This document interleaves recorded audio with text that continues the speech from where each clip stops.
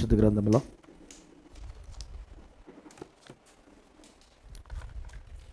ప్రకటన గ్రంథము ప్రైజ్లా ప్రకటన గ్రంథము 4వ అధ్యాయం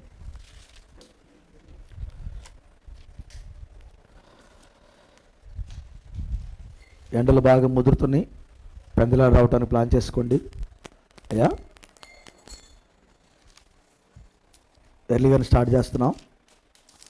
ఎండలు ముదురుతున్నాయి కాబట్టి పెందలాడి మీరు 10 గంటలకల్లా ఇక్కడ ఉండేటట్టు చూసుకుంటే 12:30 లోపు 1 గంట లోపు క్లోజ్ చేద్దాం అనుకుంటా ఉన్నాం.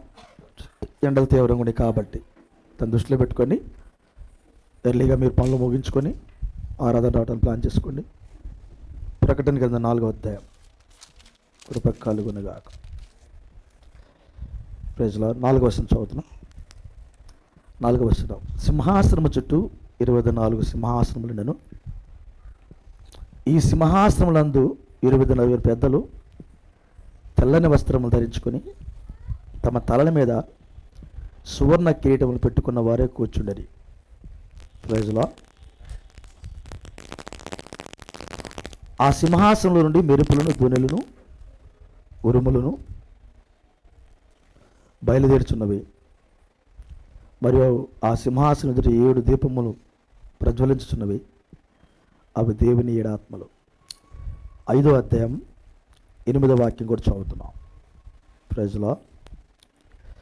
ఆయన దానిని తీసుకున్నప్పుడు ఆ 4 జీవులను, వీణెలను, ధూపద్రవ్యములతో నిండిన సువర్ణ పాత్రలను పట్టుకొని ఉన్న ఆ 24 పెద్దలను ఆ గొర్రెపిల్ల ఎదుట సాగిలపడి ఈ పాత్రలు పరిశుద్ధుల ప్రార్థనలు. ఆ పెద్దలు, నీవు ఆ గ్రంథము తీసుకుని దాని ముద్రలను విప్పుటకు యోగ్యుడవు, నీవు వధింపబడిన వాడివై నీ రక్తమిచ్చి ప్రతి వంశములోను, ఆయా భాషలు మాట్లాడే వారిలోను, ప్రతి ప్రజలోను, ప్రతి జనములోను దేవుని కొరకు మనుషులను కొని మా దేవునికి వారిని ఒక రాజ్యముగాను యాజకులుగాను చేసితివి కనుక వారు భూలోకమందు ఏలుదురని క్రొత్త పాట పాడుదురు. ప్రైజ్లా. దేవుడి మాటలు మనకు దీవించిన గాక. కూర్చుందాం.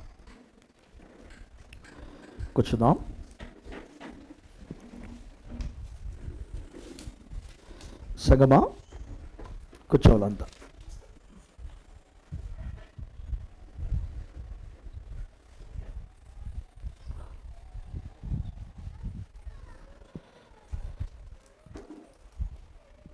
ప్రభు మిమ్మల్ని దీవించును గాక. అయ్యంతా బాగున్నారా? వర్తమానాలు చదువుతున్నారా? వాక్యాలు చదువుతున్నారా అంట. ప్రైజ్లో చదువుతున్నారా వాక్యం? అయ్యా ప్రైజ్లో సార్ జోసెఫ్ కనపడుతున్నాడు. Bless you. ప్రైజ్లో ఈ రోజున మరి బాప్తిస్ కార్యక్రమం కూడా ఉన్నాయి. చూద్దాం. ప్రైజ్లో మనము ప్రకటన గ్రంథము 24 పెద్దల గురించి మాట్లాడుకుంటున్నాం. అంతేనా? పోయిన వారం నేను చెప్పాను 24 పెద్దలు నేను పట్టుకోవాలి, వాళ్ళే నన్ను పట్టుకున్నట్టు ఉందని. నేను పడితే పట్టుకుంటూ వదిలిపెట్టి ఉన్నప్పుడు వాళ్ళే నన్ను పట్టుకున్నట్టుంది. నన్ను వదలట్లా వాళ్ళు. ప్రైజ్లా. ఇక్కడికి ఎక్కిరాము అని ఆయన ఎట్లయితే లాగారో అట్లాగే ఉంది ఇదంతా. ప్రైజ్లా. వాస్తవానికి 24 పెద్దల మీద మనం దృష్టి పెట్టాం. అమ్మా, ఈ 24 పెద్దలు అర్థమవుతా ఉన్నారా? ఇంతకీ అర్థమయ్యారా? పోయిన వారం వాళ్ళ పేర్లకు అర్థాలు చెప్పాను కదా. గోత్రకర్తలకు పేర్లు అర్థాలు చెప్పాం. అసలు ఈ గోత్రకర్తలు ఎవరో చూసాం, వాళ్ళు ఏమేమి చేశారో చూసాం. ఆ తర్వాత పాత నిబంధనలో ఉన్న గోత్రకర్తలు, కొత్త నిబంధనలో ఉన్న అపోస్తలు, వాళ్ళ గురించి బ్రీఫ్గా తెలుసుకున్నాం కదా. అందరి చరిత్రలో వివరంగా తెలుసుకోకపోయినా జస్ట్ కొంచెం మనము టచ్ చేసుకుంటూ వచ్చాం కదా. ప్రైజ్లా. అసలు ఆ పునాదుల మీద ఎవరి పేర్లు ఉన్నాయి, గుమ్మాల మీద ఎవరి పేర్లు ఉన్నాయి, ఆ తర్వాత ఏమంటారు ప్రాకారాల మీద ఏమున్నాయి, అవి కూడా మనం మాట్లాడుకున్నాం. ప్రాకారాల దగ్గర దూతలు ఉన్నారని చెప్పబడింది కదా, వాళ్ళ పేర్లు అయితే వ్రాయబడలేదు, దూతలు అని చెప్పాడు. గుమ్మాల మీద గోత్రకర్తల పేర్లు ఉన్నాయి, ఆ తర్వాత పునాదుల మీద అపోస్తలుల పేర్లు ఉన్నాయి. ఇవన్నీ మనకు చెప్పబడ్డాయి. దేవుడు మిమ్మల్ని దీవించును గాక. హల్లెలూయా. ఇప్పుడు ఈరోజు నేనేం చెప్పబోతున్నానంటే కృప కలుగును గాక. Praise the lord. ఏం చెప్పబోతున్నానంటే ఈ రోజున 24 పెద్దలకు ప్రకటన గ్రంథములు ఒక ప్రత్యేకమైన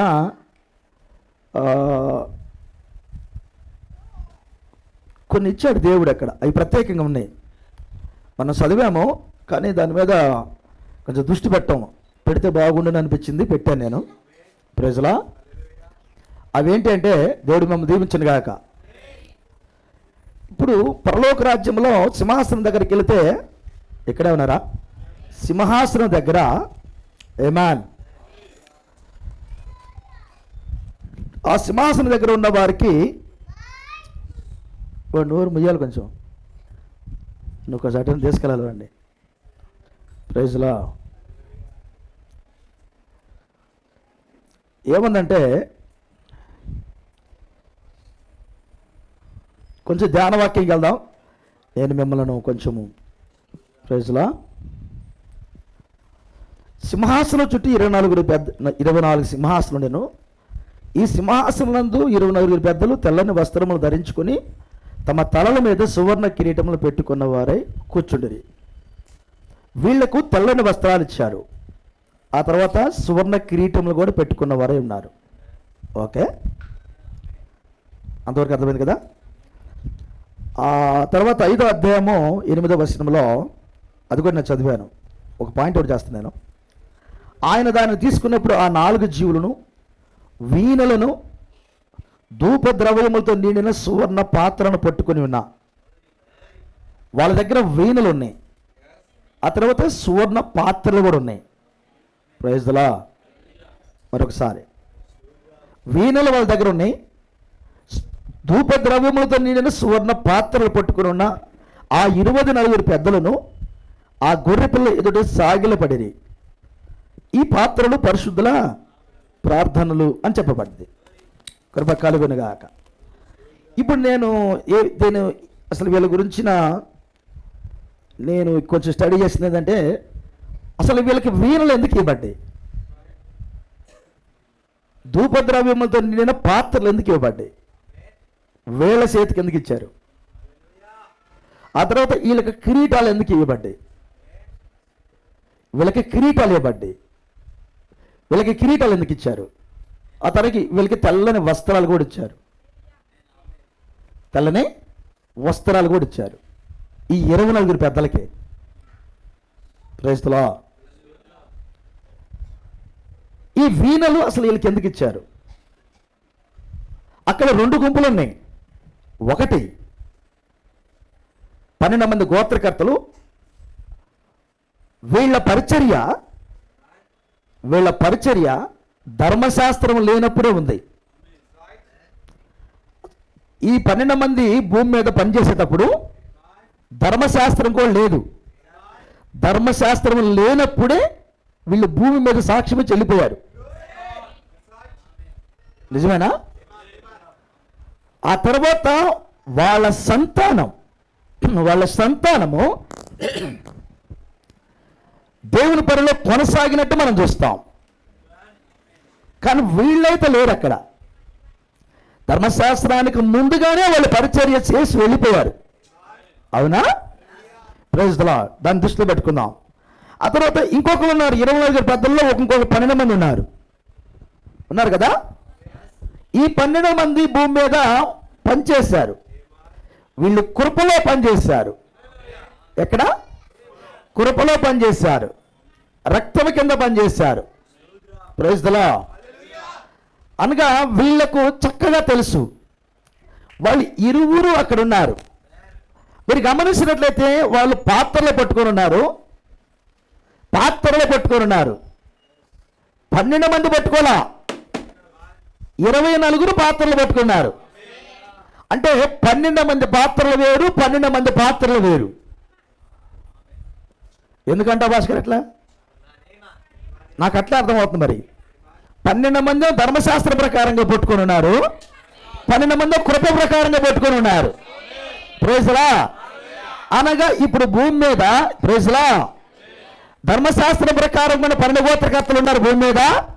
కృపలో నుంచి రక్షింపబడుతున్న అన్ని జనులు కూడా ఉన్నారు. ఇప్పుడు అన్ని జనులు ప్రార్థనలు వినడానికి 12 పాత్రలు ఉన్నాయి. ఆ యొక్క ఇశ్రాయేలు ప్రార్థనలు వినడానికి కూడా 12 పాత్రలు ఉన్నాయి. కృప కలుగునుగాక. అంటే ఇప్పుడు 24 వాళ్ళు 24 పాత్రలు పట్టుకున్నారు కానీ పాత్రలు డిఫరెంట్గా ఉన్నాయి. నేను చూపిస్తాను దాన్ని, దేవుడు మిమ్మల్ని దీవించును గాక. అసలు వీళ్ళకి ఆ పాత్ర దగ్గర వెళ్ళే ముందుగా ఆ పాత్ర దగ్గర వెళ్ళే ముందుగా నేనేం చెప్పబోతున్నానంటే, అసలు వీణలు ఎందుకు ఇవ్వబడ్డాయి? వీళ్ళకి వీణలు వీళ్ళకి ఎందుకు ఇచ్చారు? 24 పెద్దలకు వీణలు ఇచ్చారన్నాడు. వాస్తవానికి వీణ ఎవరు వాయించిన వీణ అంటే దావీదు వాయించిన వీణది.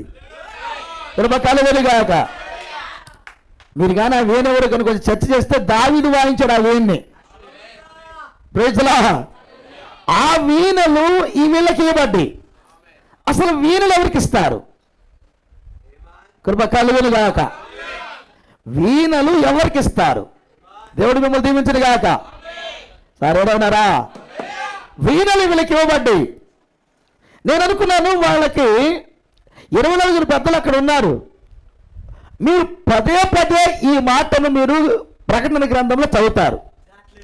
పదే 4 జీవులు అక్కడ ఉంటాయి, 24 పెద్దలు అక్కడ ఉంటారు, దేవదూతలు కూడా అక్కడ ఉంటారు. దేవదూతలు అన్ని స్థలాల్లో ప్రస్తావన చేయడు, కానీ 24 పెద్దలను మాత్రం ప్రస్తావన చేస్తాడు. Praise the lord. 4 జీవులు కూడా ప్రస్తావన చేస్తాడు.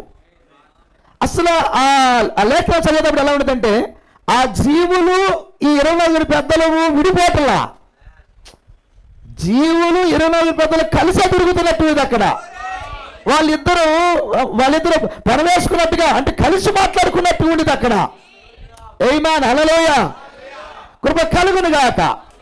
సరే, వీళ్ళకి వీణలు ఎందుకు ఇవ్వబడ్డాయి? ఇక్కడైతే వీణలు ఇచ్చారని చెప్పాడు ఈ 5వ అధ్యాయం 8వ వచనంలో. అవునా? ఈ హార్ప్స్ అనేది ఇంగ్లీష్లో హార్ప్స్ అనేది, అది దావీదు గారు వాయించారు. ఆయన ఫేమస్ వాయిద్యం అది, ఆ వీణ. ప్రైజ్లా. దావీదు గారు బాగా వాయించాడు దాన్ని. అంటే ఇప్పుడు దావీదు గారు వాయించారంటే చూడేసరి ఇంకెలా ఉంటుంది. మీరు కానీ ఒక ఆ చరిత్ర పుస్తకాలు చూసినా కానీ ఈ వీణల గురించి ప్రత్యేకంగా రాస్తారు. దావీదు గారు వాడారు, ఆయా స్థలాల్లో వాడాడు, దాని గురించి ప్రత్యేకంగా రాస్తారు వాళ్ళు. అది దేవుని దగ్గర ఇంపైన ఆరాధన చేయటానికి వాడిన వీణలై. అంటే దేవుడు కూడా అంత ఇష్టమైనది వీణలంటే. కృపకాలు కాక. ఈ వీణలు వీళ్ళకి ఇవ్వబడ్డాయి. ఈ వీణలు వీళ్ళకి ఇచ్చారు. దేవునికి స్తోత్రం. అసలు వీణలు ఎవరికి ఇస్తారు? కృప కలుగునుగాక. అంతే కదా? 15వ అధ్యాయం చూద్దాం. వీణలు ఎవరికి ఇస్తారు? 15వ అధ్యాయం 2వ వచనం. మరియు అగ్నితో కలిసి ఉన్న స్ఫటికము సముద్రము వంటిది నేను చూచితిని. మరియు అగ్నితో కలిసి ఉన్న స్ఫటికపు సముద్రము వంటిది ఒకటి నేను చూచితిని.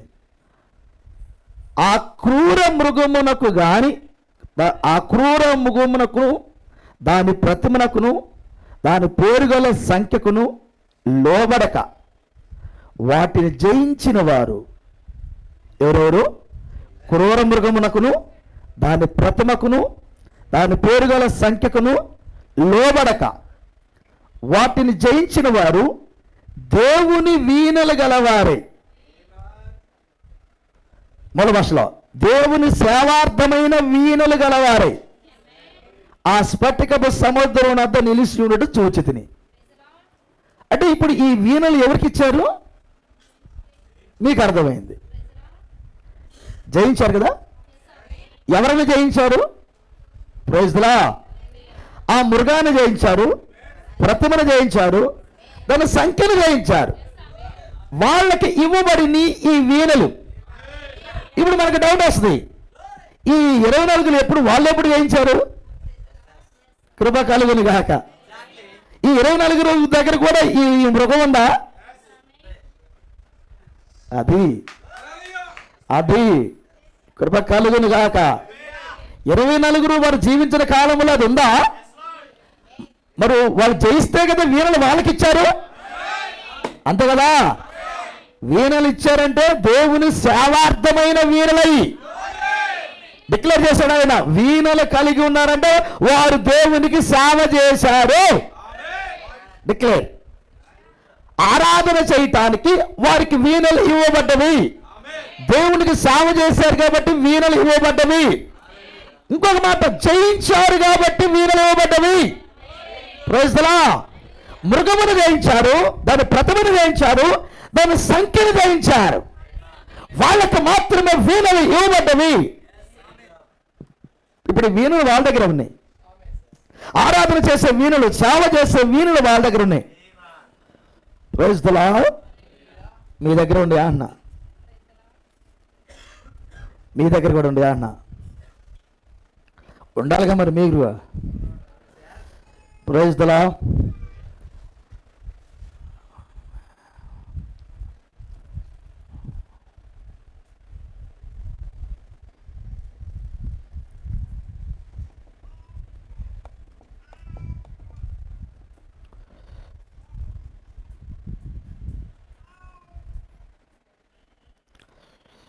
ఏ సంగీతానికైనా 7 అక్షరాలే ఉంటాయి. సరి గమ పద నిస. 7 9 7 ఓకే. సరిగమ పదనిస అంటే ఈ సరిగమ పదనిస అనే 7 అక్షరాల్లోనే సంగీతం అంతా ఉంది, అంతేగా? సంగీతం అంతా ఎక్కడ ఉంది? సరిగమ పదనిస. ప్రజలా, సరిగమ పదనిస అనేది కీబోర్డ్లో లేకపోతే గిటార్లో వాటిలో ఉందా, లేకపోతే మన లోపల ఉందా అన్న? గర్భ కలుగునిగాక. అంటే ఆ గిటార్ తీసుకున్నా లేకపోతే కీబోర్డ్ తీసుకున్నా మనము సరిగమ పదనిస అని వాయించేటప్పుడు మనలో ఉన్న సరిగమని అక్కడ వాయిస్తాం. అమ్మ ఒకసారి సరిగమను కొట్టమ్మంటే అది కొట్టదు. ఎవరు? ఆ గిటార్ కొట్టదు. గిటార్ తీసుకుని, ఓకేనా, నువ్వు దాన్ని ప్లే చేయాలి. వాటిని పట్టుకొని లేకపోతే కీబోర్డ్ తీసుకొని వాటి మీద నువ్వు ప్లే చేయాలి. సరిగమ పదనిస అని నీ మనసులో ఉన్నదని ఆడ వాయించాలి. అప్పుడు అది పలికిద్ది సరిగమ పదనిస అని, అంతే కదా? కాబట్టి సరిగమ పదనిస అనేది బయట లేదు, లోపల ఉంది. Praise the lord. అంటే వీణ ఎక్కడుంది ఇప్పుడు? ఏమా అంటే సంగీతం ఎక్కడుంది? లోపల ఉంది. దీన్ని కొంచెం లోపల బానేయండి. దేవుడి మమ్మల్ని దీవించిన గాక, కృప కలుగును గాక. ఇప్పుడు వీళ్ళు వీణలు పట్టుకున్న వారై దేవుణ్ణి సేవించడానికి అక్కడ ఉన్నారు. వాస్తవానికి వీణలు వారు జయించిన వారికి ఇచ్చారు. కృప కలుగును గాక. ఎవరికి ఇచ్చారు? జయించిన వారికి ఇచ్చారు. కృప కలుగును గాక. సార్ ఇక్కడే ఉన్నారా? జయించిన వారికి, జయించిన వారికి వీణే కాదు, వీణలే కాదు, వాళ్ళకి కిరీటాలు కూడా ఇచ్చారు. ఏం కిరీటాలు ఇచ్చారు? కిరీటాలు ఇచ్చారు. ఇక్కడైతే ఏం కిరీటాలు రాయబడిందంటే, ఓకేనా, ఇక్కడ ఉన్నారా? ప్రకటన గ్రంథంలో ఇప్పుడు చదివాం 4:4 వాళ్ళకి తెల్లని వస్త్రాలు ఇవ్వబడ్డవి, కిరీటాలు కూడా ఇవ్వబడ్డాయి. అవునా? సువర్ణ కిరీటం వాళ్ళకి ఇవ్వబడింది, అంటే బంగారపు కిరీటాలు ఇవ్వబడ్డాయి. Praise the lord. అసలు బంగారంలో కూడా అంట చాలా ప్యూర్ గోల్డ్ ఇచ్చిండు దేవుడు వాళ్ళకి, స్వచ్ఛమైనది. అసలు దీన్ని కీర్తనకారుడు చెబుతారు. మీరు చదువుతారా? కీర్తన గ్రంథం 21:4 21:3 చదువుతారా? అక్కడ ఆయన పిల్లలకి ఏమి ఇవ్వాలని ఆయన ఆశ కలిగినట్టు చెప్తాడు. శ్రేయస్కరమైన ఆశీర్వాదములతో. అబ్బా, అసలు ఎలాంటి ఆశీర్వాదాలు అంటాయి? శ్రేయస్కరమైన ఆశీర్వాదాలతో తన పిల్లల్ని ఎదుర్కోవడానికి రెడీగా ఉన్నాడంట ఆయన. అతని తల మీద అపరంజి కిరీటము, ఇంగ్లీష్లో అయితే ప్యూర్ గోల్డ్ అని ఉంటుంది. అపరంజి కిరీటం పెట్టాడట. చదవరా, అపరంజి. అది ఆయన పిల్లలకి ఎలాంటి కిరీటం పెట్టాలనుకున్నట్టు ఆయన? అపరంజి కిరీటం అంటే స్వచ్ఛమైన బంగారపు కిరీటం నీ మీద పెట్టాలనుకున్నట. మన భాషలో చెప్పాలంటే కల్తీ లేని వాక్యాన్ని నువ్వు ధరించాలనుకున్నాడు. అంటే కల్తీ ఉండకూడదు, కల్తీ లేని వాక్యం, అంతే కదా? కల్తీ లేని వాక్యాన్ని ధరించాలి. ఆమేన్. కృపకాలు కొనుగాక. అంటే ఇప్పుడు నువ్వు ఏదో ఒకటి పెట్టుకోవా? అట్లా లేదు ఆయన ఆలోచన. ఏదో ఒకటి పెట్టుకో, ఏదో ఒకట్లే, కానీ ఏదో బాప్తిసంలో తీసుకో, అట్లా లేదు, అలా లేదు. ఏదో ఒకటి ఆరాధనగా వెళ్ళు, అలా లేదు. స్వచ్ఛమైన ఆ కిరీటాన్ని, ఆ బంగారాన్ని నీకు పెట్టాలనుకున్నాడు తప్ప ఏదో ఒకటి అనేది ఆయన పెట్టాలనుకోవట్లేదు. ఎవడు మిమ్మల్ని దీవించునుగాక. వాస్తవానికి కిరీటాలు ఎవరికి ఇస్తారో తెలిసిన? బైబిల్లో చాలా కిరీటాలు చెప్పాడు ఆయన. పౌలు గారు యాత్ర ముగించేటప్పుడు నా విశ్వాసం కాపాడుకున్నాను, నా పరుగు కడముట్టించాను, నా కొరకు నీతి కిరీటం దాచబడింది అన్నాడు ఆయన. అంటే బాగా పోరాడిన వారికి కిరీటం. చదువుతారన్నమాట. 2 తిమోతి రాసిన పత్రిక 4:7 4:7-8 2 వచనాల్లో చదివితే, 2 తిమోతి తీసుకున్న చదవచ్చు త్వరగా. అది మంచి పోరాటం పోరాడి. ఈ మాటకి అర్థం తెలిసిన? నా కళ్ళు పరలోకం వైపే పెట్టున్నా. అది నాకు సమయం వృధా చేయటం తెలియదు, వ్యర్థమైన మాటలు మాట్లాడటం నాకు తెలియదు, వ్యర్థంగా జీవించడం నాకు తెలియదు. మంచి పోరాటం పోరాడా, వాక్యాన్ని ధ్యానించా, వర్తమానాన్ని ధ్యానించా. ఎంత తగ్గించుకోమంటే అంతగా తగ్గించుకున్నా. ప్రభువా, నీ కుమారుడుగా కుమార్తెగా నేను కలబడటానికి ఇష్టపడ్డా, నీ వాక్యానికి ప్రతినిధిగా ఉన్నా. మంచి పోరాటం పోరాడా. అదన్నాడైనా, మంచి పోరాటం పోరాడాను. చదువు. నా పరుగు అబ్బా ప్రైజ్ లార్డ్. పరుగు పందెం గురించి ప్రోక్త ఉంటాడు తెలిసిన? ఒక వ్యక్తి పరుగు పందెము పరిగెత్తేటప్పుడు కాళ్ళ ముందు చూడకూడదట. ఆమేన్. ఒక సైకిల్ పోరాటంలో ఒకే దాని మీద తీసుకెళ్ళాలి, సైకిల్ పోరాడుతుంటే అందరూ పోయి పడతా ఉంటారు. అప్పుడు ప్రోక్త అంటాడు, ఒక అబ్బాయి వస్తాడనమాట, అతను తొక్కుకుంటూ వెళ్తాడు సైకిల్ని, ఇంత నేరో దాంట్లో, చాలా అంత దాంట్లో ఏదో మొత్తానికి.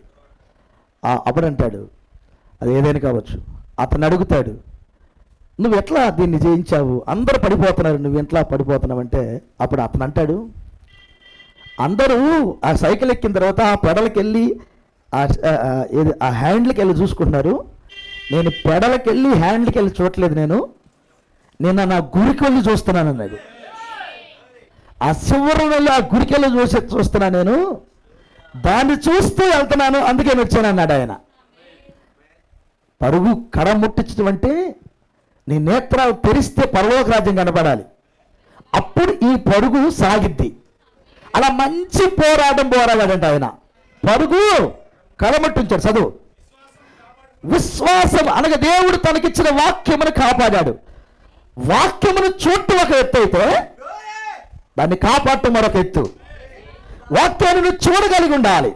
ఆమేన్. ఎంటర్‌నేషనల్ చాలా మంది సేవకులు వాక్యాన్ని చూడటం లేదు, విశ్వాసాలు పక్కన పెట్టి సేవకులు కూడా చూడలేదు. చాలా బాధాకరమైన విషయం, నిజమది. ఒక వ్యక్తి వాక్యమును చూసినప్పుడు సామాన్యతలోకి వెళ్తాడు. అందుకే దేవుడు ముద్రను చూసేటప్పుడు సామాన్యతని మెసేజ్ చెప్పాడు. నువ్వు సామాన్యతలకు రావాలన్నాడు ఆయన. అనగా నిన్ను నువ్వు తగ్గించుకోవడానికి రావాలి. నేనేం కాదు, అంత దేవుడు అనే స్థితి నీకు అర్థం కావాలి. అది సామాన్యత. Praise the lord. అప్పుడే అన్నాడు, 7 ముద్రలకు 7 సంఘకాలాలకు మధ్య ఎడమని ప్రసంగం చేశాడు ఆయన. నెక్స్ట్ ప్రసంగం అదే. ఆయన 7 సంఘకాలాలు దాటిన తర్వాత 7 ముద్రలు కలుసుకునే ముందుగా ఎడముందన్నాడు ఆయన. ఆ ఎడమలకు తీసుకొచ్చాడు. ఏంటి ఆ ఎడమ? ఎడమలో చెప్పాడు. ఈ ప్రకటన గ్రంథం 4వ అధ్యాయం 5వ అధ్యాయం చెప్పాడు. ప్రైజ్ లా. సంఘకాలాలు 3వ అధ్యాయంతో కంప్లీట్ అవుతున్నాయి.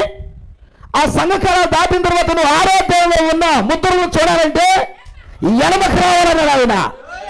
4, 5 అధ్యాయంలో ఎడమున్నది. అప్పుడు అన్నారు, ఏమిటి ఎడమ?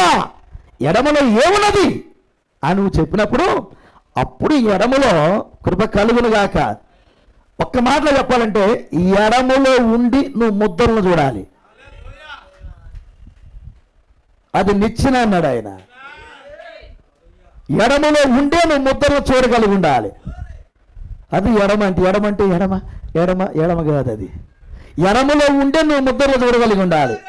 ఎడమలో ఉండే ఆవులు గట్టి చూడగలిగి ఉండాలి. అసలు ఎడమని పెట్టిందే ఆవులు గట్టిని చూడటానికి. ఓకేనా? ఇప్పుడు ఎడమలోకి వచ్చి నువ్వు అన్ని చూసే స్థితి నువ్వు కలిగి ఉండాలి. దేవుడు మిమ్మల్ని దీవించును గాక. నేను విశ్వాసమును కాపాడుకుంటుని. చదువు. ఇక మీదట నా కొరకు, ఎవరి కొరకు? వ్యక్తిగతం. నా కొరకు. అయ్యా ప్రైజ్లా. నా కొరకు హల్లెలూయా భారతరత్న బిరుదులు ఇచ్చారు. ఈ సంవత్సరం 5గురికి ఇచ్చారంట. ఏ సంవత్సరం ఎప్పుడు కూడా 5గురికి భారతరత్నలు ఇచ్చారు. అందులో చనిపోయిన పివి నరసింహరావు గారు కూడా ఇచ్చారు కదా. ఒక చదువుకునే పిల్లలకు తెలుసు. పివి నరసింహరావు గారు మన ప్రధానమంత్రి, తెలుగు ప్రధానమంత్రి, ఆయనకి ఇచ్చారు భారతరత్న. ఆ తర్వాత కొంతమందికి వేరే రాష్ట్రాల వాళ్ళు కూడా ఇవ్వడం జరిగింది భారతరత్న. భారతరత్న ఎవరికి ఇస్తారంటే దేశానికి విశేషమైన సేవలు అందించిన వారికి భారతరత్న ఇస్తారు. భారతరత్న అనే ఆ మాట, ఆ బిరుదు భారతదేశానికి ఎంతో సేవ చేసిన వాళ్ళకి ఇస్తారు. మీరు చదివితే వాళ్ళు ఏమి చేశారు అని, ఎన్ని సంవత్సరాలు రాజకీయంగా చాలా చేశారు వాళ్ళు, ఒకటి కాదు. అంత సేవ చేసిన వాళ్ళకి, అంత బాగా సేవ చేసిన వాళ్ళకి ఇస్తారు భారతరత్న అని కదా. అర్థమైందా? ఇప్పుడు నిన్ను ఒక విశ్వాసి అనాలంటే, నువ్వు పరలోక రాజ్యానికి సంబంధించిన వ్యక్తి అని అంటే నువ్వెంత పోరాడాలి? ఇప్పుడు పోరాడాలా లేదా? పోరాడి గెలవాలా లేదా? Praise the lord. ప్రతిరోజు స్వార్థ పనులు నువ్వు చేసేదంతా పోరాటమే. నువ్వు అనగా రక్షింపబడి నువ్వు దశమ భాగం తీసుకునే ఆ క్రమము దగ్గర నుండి 66 గ్రంథాలను పఠించి ధ్యానించి ధరించుకొని ఆ వీణలు పట్టుకొని, అర్థమవుతుందా? ఆ కిరీటాలు పొందుకునే, ఆ వస్త్రాలు పొందుకునే, ఇవన్నీ దగ్గరకు వచ్చేదాకా ఏదైతే నువ్వు దినదినం చేస్తున్నావో ఇదంతా పోరాటమే. నువ్వు చేసే ప్రార్థన కావచ్చు, ఉపవాస ప్రార్థనలు కావచ్చు, ఆన్లైన్ ప్రార్థనలు కావచ్చు, కోటాలు కావచ్చు, స్వార్థ దండయాత్ర కావచ్చు, ఇదంతా పోరాటమే. కొంతమంది లైవ్కి వస్తారు, కొంతమందికి లైవ్కి రారు. కొంతమంది ధన సహాయం చేస్తారు, కొంతమంది ప్రార్థిస్తారు. అదంతా పోరాటంలో భాగమే. మీరందరూ ప్రయాసపడుతున్నారు, విశ్వాసం కాపాడుకుంటున్నారు. దేవుని స్తోత్రం. ఓకే, ఇప్పుడు ఏమేయబడింది? చదవయ్యా. అది వ్యక్తిగతం. అందరికి భారతరత్న ఇవ్వరుగా. ఇప్పుడు అందరూ పర్వాలేదు బారుగా. నేను వెళ్తాను. మరి పివి నరసింహరావు గారికి ఏమైనా తెలుసా నాకు భారతరత్న ఇస్తారని? పాపం చచ్చిపోయి అక్కడే ఉన్నాడు. పాపం అయ్యో అని అడుగుతున్నాడు ఆయన. అంటే మనకు తెలిసిన విధానంలో ఆయన అయ్యో అని అడుగుతూ ఉంటాడు. మరి ఆయనకి ఇప్పుడు భారతరత్న ఇచ్చారు. నాకు భారతరత్న ఇచ్చారండి, నరకంలో హ్యాపీగా ఉన్నానంటాడా? ఇక్కడేమో భారతరత్నాలు బెదిరించారు, ఆయనేమో అక్కడ కిందేమో కేకలేస్తా ఉన్నాడు. ఎగ్జాక్ట్లీ, అందులో సమస్యే లేదు. వాక్యం బట్టి చెబుతున్నాం, వ్యక్తిగతం కాదు. ఆయన కుటుంబం మనకు తెలియదు, ఆయన ఎవరు మనకు తెలియదు. వాక్యాన్ని బట్టి చెబుతున్నాం మనం. అందరికీ ఒకటే క్రమం కాబట్టి, ఆ క్రమములు లేరు కాబట్టి చెప్పగలుగుతున్నాం. ప్రైజ్లా. చాలా పెద్దోళ్ళు అనుకుంటా పాపం, అందుకని దేవుడు అక్కడ కనికరిస్తామట్టుండదు. చాలా చిన్నోళ్ళు అనుకుంటా, డబ్బులు లేనోళ్ళు అనుకుంటా వీళ్ళకి పరలోక రాజ్యం ఇస్తాడని దేవుడు, అట్లా కూడా ఉండదు.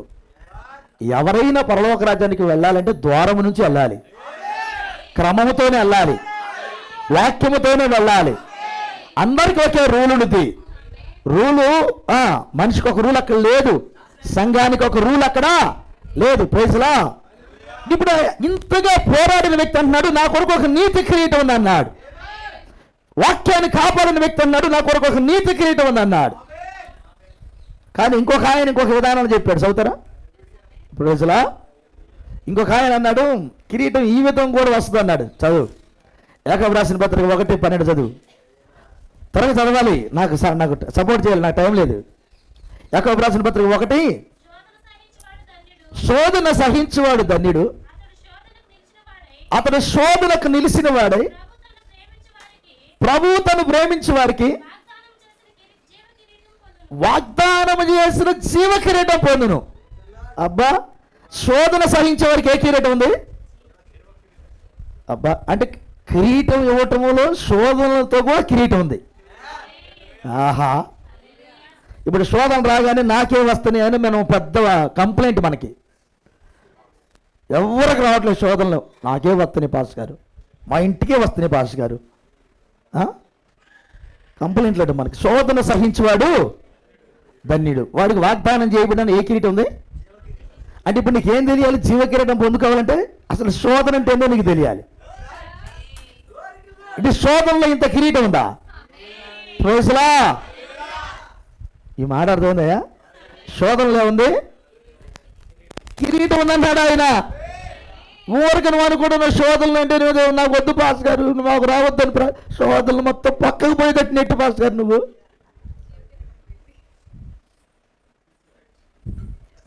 మేము పెద్ద ఆంజనేయ స్వామిలాగా శక్తివంతులాగా పక్కకు నెట్టు పాస్ గారు. నువ్వు నెడితే పోయేవి కాదు. బైబిల్ చెప్పింది శోధన సహించేవాడు దానికి ఒక కిరీటం ఉంది. అబ్బా, ఇప్పుడు కోరుకున్నారు, అబ్బా నాకు శోధనలు వస్తే బాగుండి, ఇప్పుడు ఒక కిరీటం ఉంది. కృప కలుగును గాక. శోధన సహించేవాడికి కిరీటం ఉంది. వామ్మో, ఏది భాస్కర్ ఎట్టాడు మాట చెబుతున్నా నువ్వు? నిజమే, నేను చెప్పేది వాక్యం చెబుతుంది. అంటే శోధన, నా ఉద్దేశం ఏంటంటే శోధన అంటే నీకు తెలియాలి. నిలబడాలంటే ముందు శోధన అంటే ఏదో తెలియాలి. సహించువాడు ధన్యుడు. ఇంకొక కిరీటం కూడా ఉంది. దేవుడు మిమ్మల్ని దీవించిన. చదువుదామా? 1 పేతురు రాసిన పత్రిక 5:4. 1 పేతురు రాసిన పత్రిక 5:4లో కూడా ఒక కిరీటం ఉంది. మీకు అన్నీ తెలిసినాయి అన్నీ, కానీ అది ప్రధాన కాపరి ప్రత్యక్షమైనప్పుడు. దీనికి ముందుగా ఒక మాట ఉన్నది, నేను దాన్ని చదవాలని ఆశపడుతున్నాను. చదువుతారా? 1వ వచనం కానించి లేదా 2వ వచనం కానించి చదివితే నేను చదువుతాను చూడు. తోటి పెద్దను క్రీస్తు శ్రమల గురించిన సాక్షిని బయలుపరచబడే మహిమలు పాలువాడినైన నేను మీలోని పెద్దలను హెచ్చరించున్నాను. పెద్దలను హెచ్చరిస్తున్నాడు. పెద్దలకు చెబుతున్నాడు, అంటే చావుకులకి అక్కడ పెద్దలకు చెబుతున్నాడు ఆయన. బలము చేత కాక దేవుని చిత్త ప్రకారం ఇష్టపూర్వకంగాను దుర్లాభేక్షతో కాక సిద్ధ మనసుతోనూ మీ మధ్యలోని దేవుని మందను పై విచారణ చేయొచ్చు, దానిని కాయుడి. అంటే మందను కాసే వాళ్ళు ఎట్లా పని చేయాలో చెప్తున్నాడు. ఏదో దురాశతో కాకుండా కదా, ఏదో దొరికిద్ది సేవ చేస్తే నన్ను కూడా సేవకుడు అంటారు, ఇది కాదు. అక్కడ చెబుతుంది ఆయన దుర్లాభేక్ష. చాలామంది డినామినేషన్లు మొత్తం వచ్చేది అదే. 3 నెలలు వాడు చర్చికి వెళ్తే 4 నెలల వాడు సేవకుడు అవుతాడు. డినామినేషన్లు మనకు తెలుసు, ఎందుకంటే ఇందులో ఉన్న లాభాలను చూసుకుంటారు. చాలామంది ఎవరు చూస్తారంటే లాభాలను చూస్తారు. సేవకుడైతే సేవకుడు అని పిలుస్తారు, నన్ను అయ్యగారు అంటారు, అమ్మగారు అంటారు. సేవకుడైతే ఎక్కడికి వెళ్తే అక్కడ నన్ను చక్కగా ప్రత్యేకంగా కూర్చోబెడతారు, నాకు అయ్యి పెడతారు, ఈ పెడతారు. సేవకుడైతే ఏ డినామినేషన్ దగ్గరికి వెళ్ళినా కానీ 2,000-3,000 రూపాయలు ఇస్తారు. ఇక పని చేయాల్సిన అవసరము లేదు. అంటే 4 డినామినేషన్ దగ్గరికి వెళ్తే 4 3 12, 4 5 20, 20,000 రూపాయలు వస్తాయి డబ్బులు. కాబట్టి కష్టపడాల్సిన అవసరము లేదు. కాబట్టి మనం సేవకుడైతే బాగుండ్రా. అందుకని కొంచెం నేర్చుకునే చాలు. వాక్యం ప్రేమతో మాట్లాడగలిగితే చాలు. ఇలా నేర్చుకుంటారు డినామినేషన్లో. నేను ఈ చెప్పినాను 100% కాదు, 200% వాస్తవం. నేను ఒక సేవకులకి జీతాలు ఇచ్చి వచ్చే, నేను మర్చిపోతే ఈ మాట మీరు. నేను సేవకులకి జీతాలు ఇచ్చి వచ్చాను కొన్ని 300 మంది సేవకులకి. ఎవడ మనసు ఎట్టుంటుందో నేను చూశాను అక్కడ, ఎట్లా ఉంటారు సేవకులు అని. అసలు ఏ అర్హత లేనుడు కూడా వచ్చి సేవకుడైన నా కళ్ళ ముందు చూశాను నేను. తాగుబోతులు కూడా సేవకులైన వాళ్ళు వచ్చి జీతాలు తీసుకుని చూసాం. అన్ని కోణాలలో చూసాం మేము. దేవుడు ఎందుకు చూపించాడు కదా నన్ను, అవన్నీ అయితే చూసా నేను. చూసి వచ్చే బయటికి ఇక్కడికి వచ్చిన ఒరిజినల్ దొరికింది ఇక్కడ. ప్రైజ్లా. ఒక సేవకుడు ఆయన అంటాడు, దుర్లాభేక్షతో కాదు సేవ చేసేది, ఏదో ధనం దొరికిందని కాదు. హల్లెలూయా. ఇది బాధ్యత కలిగిన పనే, విలువైన ఆత్మలను దేవుడి కొరకు సిద్ధపరిచే పని. ఇది దేవుడే ఎన్నిక చేసిన పని.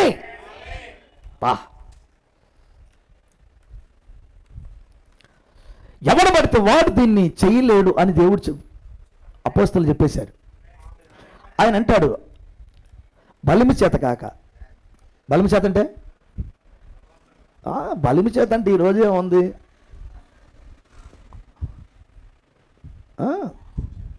ఒక 2 కులాలు కలిగిన వాళ్ళు ఉన్నారు అనుకో, చర్చకు వచ్చేవాళ్ళు. 2 కులాలు పోతే ఈ కులానికి ఒక పాస్టర్ అవుతాడు, ఈ కులానికి ఒక పాస్టర్ అవుతాడు. అక్కడి నుంచే చీలుస్తాడు, ఆ కులానికి పాస్టర్ అవుతాడు ఒకడు. ఇంటి పేర్లు కలిగిన వాళ్ళు కూడా పాస్టర్ లేరు ఇప్పుడు.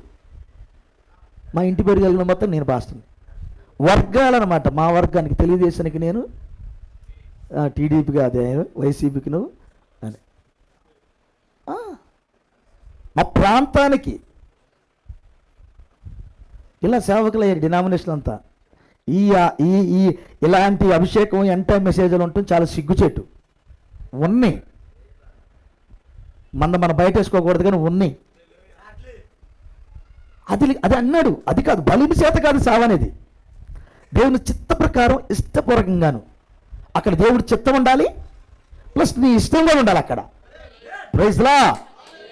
దుర్లాభేక్ష కాక అంటే ఏదో దొరికిద్దని కాక, ఏదో అవతమని కాక. ప్రైజ్లా. సిద్ధ మనసుతో. ఆమేన్. ఎలా ఉంది సేవ? సిద్ధ మనసుతో మీ మధ్యలో ఉన్న దేవుని మందను పై విచారణ చేయొచ్చు, దాన్ని కాయుడి. ఇది సేవ చేసే విధానం.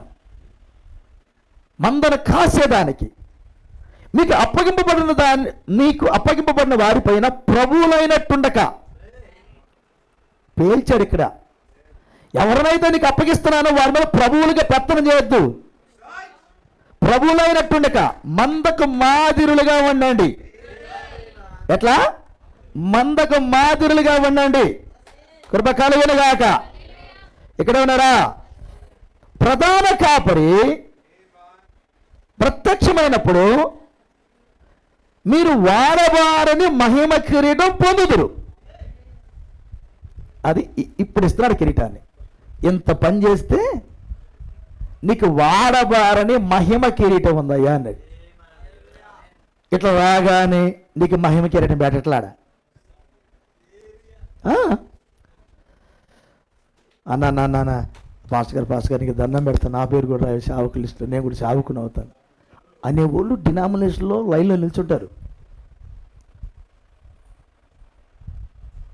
స్వయంగా ఒకటి వచ్చి నా దగ్గరికి వచ్చాను, పాస్టర్ గారు ప్రొఫైల్ రాస్తాను, నేనే రాస్తుంటే ప్రొఫైల్ పాస్టర్ నా పేరు కూడా నేను సేవ చేస్తానన్నాడు.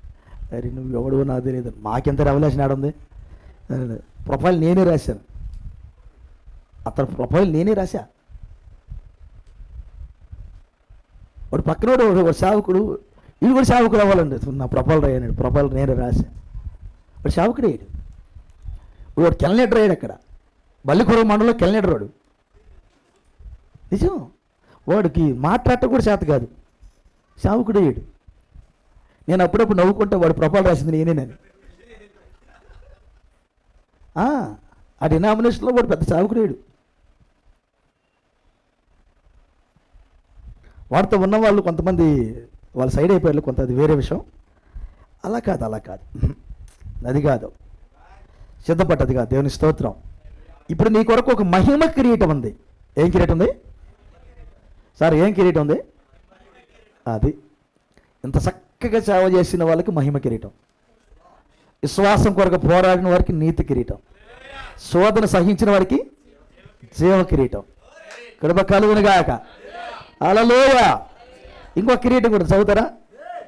ప్రైజ్లా. చదువుతారు. ఇంకో కిరీటం ఉంది. ప్రకటన గ్రంథం 2వ అధ్యాయం 10వ వచనం. ప్రకటన 2:10 కూడా. ఇదిగో శోధింపబడినట్లు 10 దినముల శ్రమ కలుగును.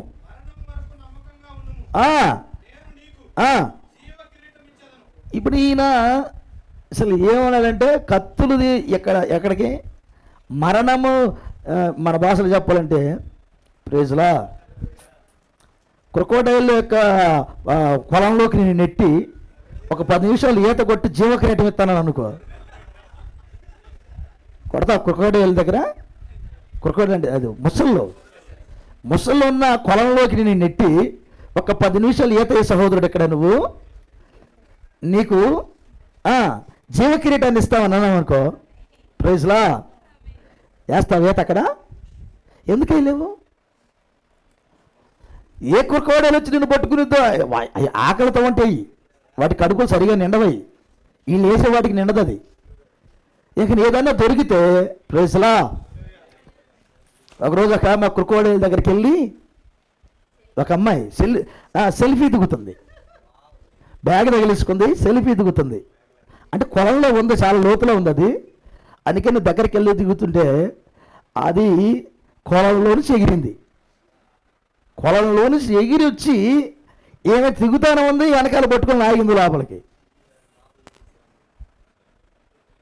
ఏం లోపలికి వెళ్ళింది, బ్యాగ్ పైన తేలాడుతూ ఉంది.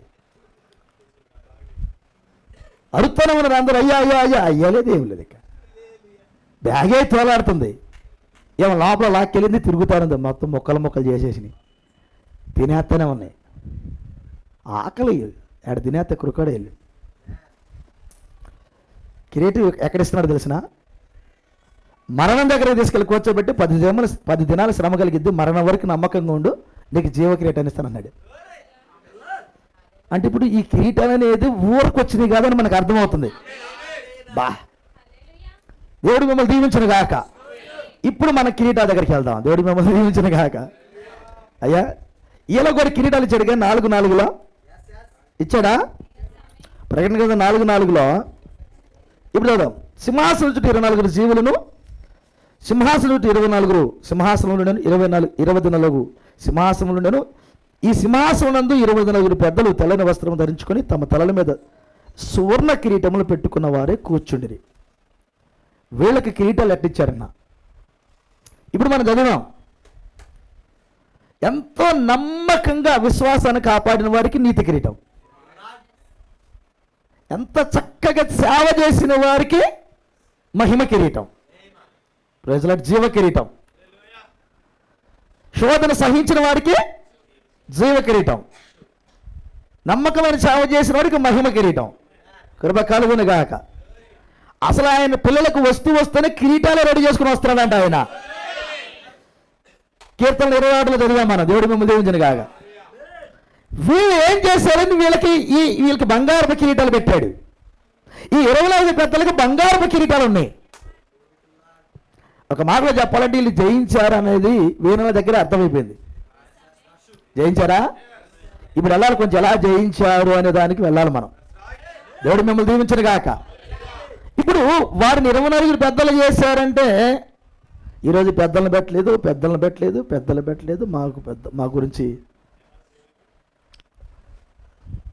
జరుగుతూ ఉంటాయి. ప్రైజ్లా. పెద్దలను పెట్టలేదు. ప్రవక్త బ్రహ్నాం గారి చర్చిలో కూడా ఇదే. మీకు తెలుసో తెలీదు? 17 సంవత్సరాల నుంచి ఉన్న వాళ్ళందరూ ఎవడు పెద్దలు కాల. బ్రహ్నాం గారి చర్చిలో 17 సంవత్సరాల నుంచి స్థానికంగా ఉన్నవాడు ఎవడు పెద్దగాల. బయట నుంచి వచ్చిన వాళ్ళు పెద్దలయ్యారు.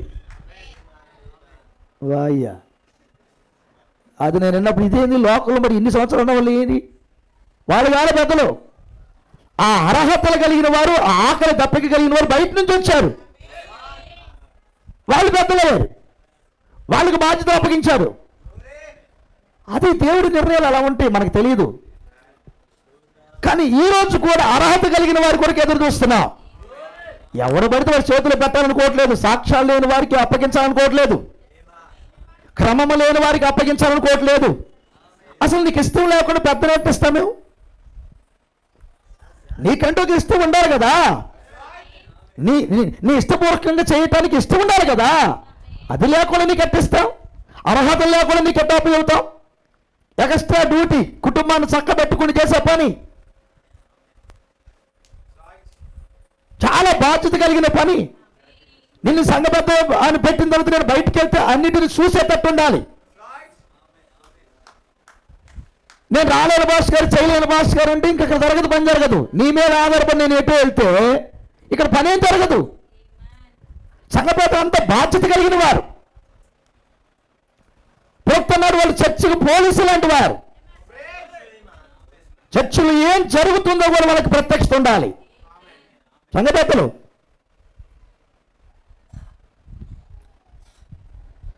ఇప్పుడు అర్హత కలిగిన వారికి ఒక పని అప్పగిస్తాం. పనిలో నమ్మకంగా చేసిన వారికి కిరీటం ఉందన్నాడు. అసలు పనికి అర్హత లేకపోతే కిరీటం సంగతి ఇంకెక్కడుంది? పనే లేదనుకో, ఇక కిరీటం ఆడుంది నీకు? పని చేసిన వాడికి కిరీటం, అంతే కదా. పనిలో నమ్మకంగా, పనిలో ప్రయాసపడిన వారికి, పనిలో జయించిన వారికి కిరీటం. Praise the lord. అర్థమైందయ్యా? ఇప్పుడు మనకేం కిరీటం ఉంది? మనకు కూడా కిరీటాలు ఉన్నాయా? Praise the lord. కానీ ఆయన అంటాడు, ఆయన భార్య అంట ఆయన కిరీటంలో ముత్యాలట. ఎక్కడ? నిన్ను తీసుకెళ్ళి తల మీద పెట్టుకున్నాడు అన్నాడు ఆయన. ఎక్కడ? ఆయన తల మీద, ఆయన భార్య ఆయన కిరీటములో ముత్యము. ఒక వ్యక్తికి భార్య దొరికిందంటే మేలు దొరికింది. వాస్తవానికి గుణవతైన భార్య అతని కిరీటంలో ముత్యం అన్నాడు. అతని కిరీటంలో ముత్యం అన్నాడు. ఆమె యొక్క ఆ గుణవతైన ఆ భార్య ఆ పెనిమిటికి కిరీటంలో ఒక ముత్యము లాంటిది. అంటే ఆయన కాళ్ళ కింద పెట్టుకోరా, ఆమెని తల మీద పెట్టుకున్నాడు. అంత ఘనతకి ఆమె అర్హురాలు, గుణవతి, చక్కగా వాక్య క్రమంలో ఉన్న స్త్రీ, చక్కగా వాక్య క్రమంలో ఉన్న సంఘాన్ని ఇప్పుడు ఎక్కడ పెట్టుకోవాలనుకున్నాడు ఆయన? కిరీటంగా. Praise the lord. జయించిన వారికి కిరీటాలు పెడితే అయినా తన భార్యనైతే అసలు కిరీటంలోనే పెట్టుకోవాలనుకున్నాడు ఆయన. దేవుడు మిమ్మల్ని దీవించును గాక. సార్ ఇక్కడే ఉన్నారా? కృప కలుగును గాక, మహిమ కలుగును గాక. సార్ వాళ్ళకి తెల్లని వస్త్రాలు కూడా ఇవ్వబడ్డాయి. ఏమివ్వబడ్డాయి? మీకు తెలుసు తెల్లని వస్త్రాలు ఎవరికి ఇస్తారు? తెల్లని వస్త్రాలు ఎవరికి ఇస్తారు? జయించిన వారికి ఇవ్వరు. Praise the lord. అస్సలు తెల్లని వస్త్రాలు అనేది అద్భుతమైన మాట కదా. ఎన్ని ఉండేవో మనం చదవాల్సినవి, కానీ వాడు చదువుదాం. ఓకేనా? కృప కలుగును గాక.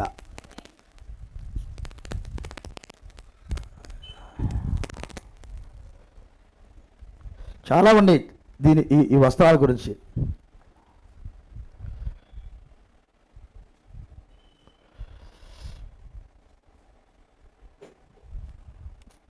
ఏడవ అధ్యాయం ఒకటి చదివి ఇంకొక వాక్యం చదువు. 13వ వాక్యం చదువుతున్నాం. పెద్దలలో ఒకడు తెల్లని వస్త్రం ధరించుకొని ఉన్న వీరెవరు? ఎక్కడ నువ్వు వచ్చిన నన్ను అడిగను.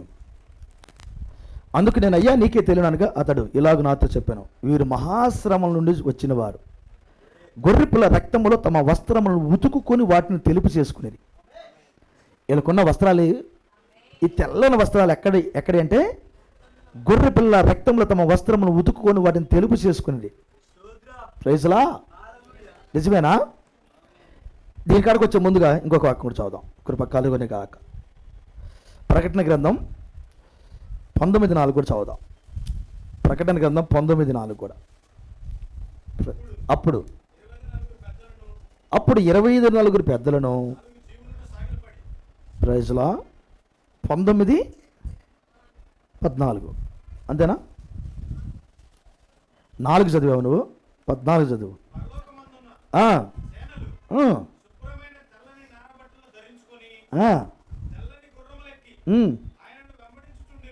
ఎస్, ఓకే, చదువు.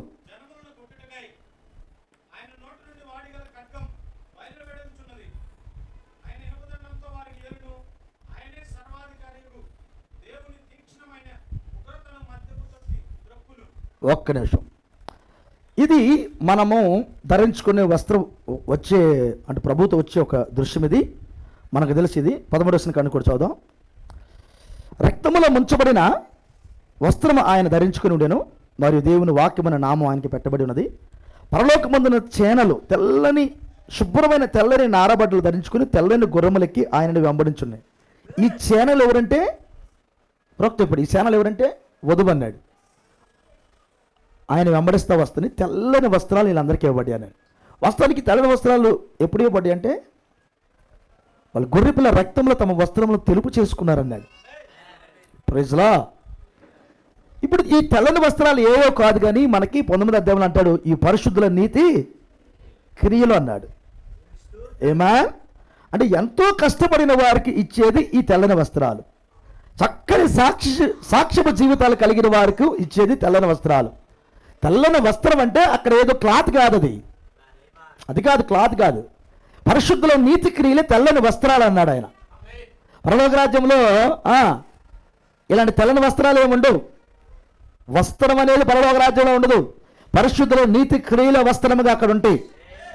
Praise the lord. ఇప్పుడు వాళ్ళు తెల్లని వస్త్రాలు కూడా కలిగి ఉన్నారు. ఓకేనా? కృప కలుగునుగాక. ఇప్పుడు వద్దాం. అయ్యా 1 గంట అయింది, ఒక 10 నిమిషాలు చెప్పంటారా? Last one. Praise the lord. ఇప్పుడు ధూప ద్రవ్యములతో నిండిన పాత్రలు వాళ్ళ దగ్గర ఉన్నాయి. అసలు ఏంటి పాత్రలు? ఇదొక్కటి చెప్పి మీకు ఇస్తాను. దేవుడు మిమ్మల్ని దీవించును గాక. సార్ ఎక్కడే ఉన్నారా? హల్లెలూయా. 5వ అధ్యాయం 8వ వచనంలో ప్రకటన గ్రంథం, ఆయన దాన్ని తీసుకున్నప్పుడు ఆ 4 చెవులను వీణలను ధూప ద్రవ్యములతో నిండిన సువర్ణ పాత్రలను పట్టుకుని ఉన్న 24 పెద్దలను ఆ గొర్రెపిల్ల ఎదుట సాగిలపడి, ఈ పాత్రలు పరిశుద్ధుల ప్రార్థనలు. ఈ 24 పెద్దలకి పాత్రలు ఇవ్వబడ్డాయి. ఇవి పరిశుద్ధుల ప్రార్థనలు. వినాలి. Praise the lord. 12 గోత్రకర్తలు, 12 మంది గోత్రకర్తలు, 12 మంది అపోస్తలులు ఉన్నారు. 24కి ఇవ్వబడ్డాయి ఈ పాత్రలు. ఒక్కళ్ళకి ఇచ్చినట్టు కాదు, అందరికీ ఇవ్వబడ్డాయి పాత్రలు. Praise the lord. అందరికీ పాత్రలు ఇచ్చారు. అది ధూప ద్రవ్యములతో నిండిన పాత్రలు. ఇంతకు ధూపం ఏంటి, ఆ ద్రవ్యం ఏంటి? అవి బంగారు పాత్రలు. అవి కూడా ఉట్టి పాత్రలు కాదు, బంగారు పాత్రలు, ధూప ద్రవ్యములతో నిండిన పాత్రలు. అవి ఏంటి అని అంటే అవి పరిశుద్ధుల ప్రార్థనలు అన్నాడు. ప్రార్థన దగ్గర తర్వాత వద్దాం. అసలు ఈ బంగారు పాత్రలో ఉన్న ఆ ధూప ద్రవ్యములు ఏంటి? ఆయన చాలా చక్కగా మాట్లాడాడు. ధూప ద్రవ్యములు, ధూప ద్రవ్యములను ధర్మశాస్త్రంలో చూస్తావు, ప్రార్థనలు కొత్త నిబంధనలో చూస్తావు. కృప కలుగును గాక. ధూప ద్రవ్యములు పాత నిబంధనలో చూస్తావు, ప్రార్థనలు కొత్త నిబంధనలో చూస్తావు. మరొక మాటలో ఈ ధూప ద్రవ్యములే ఈ ప్రార్థనలు. రెండు ఒక పాత్రలోనే ఉన్నాయి, బంగారు పాత్రలోనే ఉన్నాయి. Praise the lord. ఎందుకు అలా పెట్టాడు దేవుడు? ఆమేన్. అసలు అక్కడ వీళ్ళ చేతులు ఎందుకున్నాయి? వీళ్ళ చేతులు ఎందుకున్నాయి? అది అసలు ఇంపార్టెంట్ మాట. ఈ వీళ్ళ చేతిలో ఈ పాత్రలు దేవుడు ఎందుకు పెట్టాడు? అసలు ధూపద్రవ్యాలు ఏంటో చూద్దాం. ఓకేనా? కృప కలుగునుగాక. ధూపద్రవ్యాలు ఏంటో చూద్దాం. నిర్గమాకాండం చూద్దాం. అసలు ఏంటి ధూపద్రవ్యములు? మీరు దీన్ని కొంచెం చదవాలి. నిర్గమాకాండం చదివితే మీరు ఓకేనా?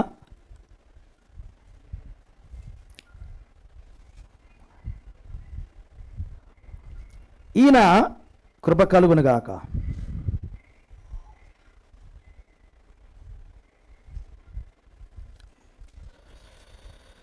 ధూపవేదికను చేయమని చెబుతాడు.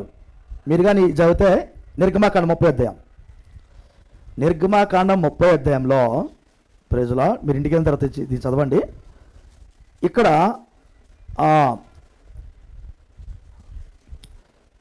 మరియు ధూపం వేయుటకు నీవు ఒక వేదికను చేయవలను, తుమ్మకర్రతో దాన్ని చేయవలను. ఈ ధూప వేదికను తుమ్మకర్రతో దాన్ని చేయాలి. ఓకేనా? దీన్ని ఇంటికి వెళ్ళిన మొత్తం చదవండి. 22 వచ్చిన కానీ చదువుతాను నేను. 22 కానీ చదివితే మీకు కొన్ని విషయాలు అర్థం. అసలు ఈ ధూప వేదికను తుమ్మకర్రతో ఈ ధూప వేదికను చేయాలి. వాస్తవంగా ధూప వేదికను చేసే తుమ్మకర్రతో. తుమ్మకర్ర ఎందుకు వాడాలి? వచ్చిన తుమ్మకర్ర ఎందుకు వాడాడు దేవుడు? చాలా మంచి కర్రలు వాడాడు, కానీ బలిపీఠానికి తుమ్మకర్ర వాడాడు, దీనికి చాలా వాటికి తుమ్మకర్రలు వాడాడు. ఎందుకో తెలిసిన? కృపకాలుగా. అర్థమవుతుందా? బ్రదర్ చెప్పాడు, తుమ్మకర్రను నువ్వు సంకరం చేయలేవన్నాడు. తుమ్మకర్రను సంకరము చెయ్యలేవు, అందుకని ఆ సంకరము చేయబడిన కర్రను తీసుకున్నాడు అన్నాడు. ఏమా? అందుకని అది పరిశుద్ధమైన పనికి వాడాడు ఆ తుమ్మకర్రను. ఇది ధూపం వేయటానికి ఈ తుమ్మకర్రతో దీన్ని చేయమన్నాడు. దీని కొలతలు చెప్పాడు, అంతా చెప్పాడు. ఓకే, ప్రైజ్లా. అసలు ఇప్పుడు ధూపము వేయటానికి ఆ పాత్రను తయారు ఆ తుమ్మకర్రతో పాత్రను తయారు చేయాలి. ఆ పాత్రలో ఈ ధూపం వేయాలి. వాస్తవానికి ధూపం వేసినప్పుడు అక్కడ ఆ పాత్రలో నిప్పులు ఉంటాయి, ఆ నిప్పుల మీద ధూపం వేయాలి. ధూపం అంటే మీకు అర్థమవుతుందా? అప్పుడప్పుడు ముస్లిం పిల్లలు కొట్లెంబడి తిరుగుతూ ఉంటారు కదా, సాంబ్రాణి వేస్తారన్నమాట వాళ్ళు. ఆ నిప్పులు అంటే వాడి చేతిలో అక్కడ వేసి అటు వేసి సాంబ్రాణి వేసి దాని మీద అటు ఆ పొగ పంపిస్తాడు, వెళ్ళిపోతా వింటాడు. అర్థమైన ధూపం అంటే సేమ్ ధూపం మనకి ఇక్కడ ఉంది. అసలు ఎట్టుందో చూద్దాం ఒకసారి. ఓకే, దేవుడు మిమ్మల్ని దీవించిన గాక. కొంచెం నమ్మలంగా చదువుదాం. మరియు యెహోవా మోషేతో ఇట్లా, నువ్వు ముఖ్యమైన సుగంధ సంభారములలో ఇప్పుడు ఆ ధూపాన్ని తయారు చేయమన్నాడు ఆయన. ఆ ధూపాన్ని ఎలా తయారు చేస్తున్నా చెప్తున్నాడు. పరిశుద్ధ స్థల సంబంధమైన తులమ చొప్పున అచ్చమైన గోపరసము 500 తులములను, సుగంధము గల లవంగి పట్ట సగము అనగా 250 తులముల ఎత్తును, నిమ్మగడ్డి నూనె 250 తులముల ఎత్తును, లవంగి పట్ట 500 తులములను, ఒలివ నూనె సంభారమును 3 పళ్ళును తీసుకొని వాటిని ప్రతిష్టాభిషేక తైలము అనగా సుగంధ ద్రవ్య మేలకొని పని అయిన పరిమళ సంభారముగా చేయవలెను. అది ప్రతిష్టాభిషేక తైలమగును. ఇవన్నీ కలిపి ఆ కొలతల ప్రకారం ఇప్పుడు చెప్పినన్ని కలిపితే అదొక ప్రతిష్టాభిషేక తైలం అనబడుతుందంట. ఆ తైలముతో నీవు సాక్ష్యపు గుడారమును సాక్ష్యపు మందసమును, ఆ తైలముతో సాక్ష్యపు గుడారమును సాక్ష్యపు మందసమును, బళ్ళను దాని ఉపకరణములన్నిటినీ, దీపవృక్షమును దాని ఉపకరణములను, ధూపవేదికను, దహన బలిపీఠమును దాని ఉపకరణములన్నిటినీ, గంగాళమును దాని పీఠములను అభిషేకించి, ప్రైజులా, అవి అతి పరిశుద్ధమైనవిగా ఉండునట్లు వాటిని ప్రతిష్ఠింపవలెను. వాటిని తగులు ప్రతి వస్తువు ప్రతిష్ఠితమగును. అవి మొత్తం సపరేట్ అవుతాయి. మరియు అహరోనును అతని కుమారుడు నాకు యాజకులు ఉన్నట్లు నీవు వారిని అభిషేకించి ప్రతిష్ఠింపవలెను. మరి నువ్వు ఇశ్రాయేలులో ఇది మీ తరతరములకు నాకు ప్రతిష్టాభిషేక తైలమై ఉండవలెను. దానిని నరశరీరం మీద పోయకూడదు. ఈ అభిషేక తైలమును నరశరీరం మీద పోయకూడదు. దాని మేళనము చొప్పున దాని వంటి దేనినైనా చేయకూడదు. ఇలాంటి దాన్ని ఇంకా బయట ఎవడు తయారు చేయకూడదు. ఈ కొలతలు ఎక్కడ ఎవడు చేసుకోకూడదుగా, చేయకూడదు. అది ప్రతిష్ఠితమైనది. అది మీకు ప్రతిష్ఠితమైనదిగా ఉండవలను. ఎవడు దీన్ని చేసుకోకూడదు. దాని వంటిది కలుపువాడును అన్యుని మీద దాన్ని పోయివాడును తన ప్రజల నుండి కొట్టివేయబడవలని చెప్పుము. ఎవడైనా ఇలాంటి తయారు చేశాడనుకో, ఇది ఇంపైన సువాసనది, వేసినప్పుడే వస్తుంది. ఇది అలాంటి దేవుడు తయారు చేసుకోకూడదు, అన్యుల మీద ఇది చల్లకూడదు. చల్లాడా చేశాడా వాడు కొట్టివేయబడవాలని చెప్పు అన్నాడు. మరియు యెహోవా మోషేతో ఇట్లా, నీవు పరిమళ ద్రవ్యములను అనగా జటామాంసి, గోపు చందనము, గంధపు చెక్క అని ఈ పరిమళ ద్రవ్యములను స్వచ్ఛమైన సాంబ్రాణిని సమభాగములుగా తీసుకొని ఏమా వాటితో ధూప ద్రవ్యమును చేయవలెను. అది సుగంధ ద్రవ్య మేలకొని పని చొప్పున కలపబడి ఉప్పు గలదియు స్వచ్ఛమైనదియు పరిశుద్ధమైనది అనే సుగంధ ధూప సంభారము. ఇక్కడే ఉన్నారా? ఇప్పుడు ఒక ధూపాన్ని వేయమన్నాడు, ఒక ధూపాన్ని తయారు చేయమన్నాడు. ఇది ఇప్పుడు వేసేది. మరొకసారి చదువుతున్నాను. వాటితో ధూప ద్రవ్యములను చేయవలెను. ఓకేనా? 34 కానించి యెహోవా మోషేతో ఇట్లా, నువ్వు పరిమళ ద్రవ్యములను అనగా జటామాంసి, గోపిచందనము, గంధపు చెక్కను అను ఈ పరిమళ ద్రవ్యములను స్వచ్ఛమైన సాంబ్రాణిని సమభాగములుగా తీసుకొని వాటితో ధూప ద్రవ్యములను చేయవలెను. ఓకేనా? అది సుగంధ ద్రవ్య మేలకొని పని చొప్పున కలపబడి, అంటే సమపాలలో కలపబడి ఉప్పు గలది స్వచ్ఛమైనది పరిశుద్ధమైనది అయిన సుగంధ ధూప సంభారము. ప్రైజ్లా. దానిలో కొంచెం పొడిసేసి నేను నిన్ను కలుసుకొను ప్రత్యక్షపు గుడారములోను సాక్ష్యపు మందసం ఎదుట దాన్ని ఉంచవలెను. అది మీకు అతి పరిశుద్ధముగా ఉండవలెను. నీవు చేయవలసిన ఆ ధూప ద్రవ్యమును దాని మేళనము చొప్పున మీ నిమిత్తం మీరు చేసుకొనకూడదు, మీ కొరకు చేసుకోకూడదు. దాన్ని అది యెహోవాకు ప్రతిష్టమైనదిగా ఎంచవలెను. దాని వాసన, ఇప్పుడు చెబుతున్నాడు, దాని వాసన చూచుటకు దాని వంటిది చేయువాడు తన ప్రజల నుండి కొట్టివేయబడును. ఇది ఆ ధూపం. ఆ ధూపం వేసే పొడి, అక్కడ కలిపిన అభిషేక తైలం, ఇవి సమపాలలో కలపబడి ధూప వేదిక దగ్గర ఉంటాయి. ఇవి ఇంపైన సువాసన కలిగినవి. ఎవడు కూడా తన కొరకు చేసుకోకూడదు, అన్నిటి మీద పోయకూడదు. దీన్ని ఇలాంటిది తయారు చేసినా వాడు కొట్టివేయబడతాడు. ఇంత ఇంపైన సువాసన మరి ఎక్కడా ఉండకూడదు, అది దేవుడికే ఉండాలి.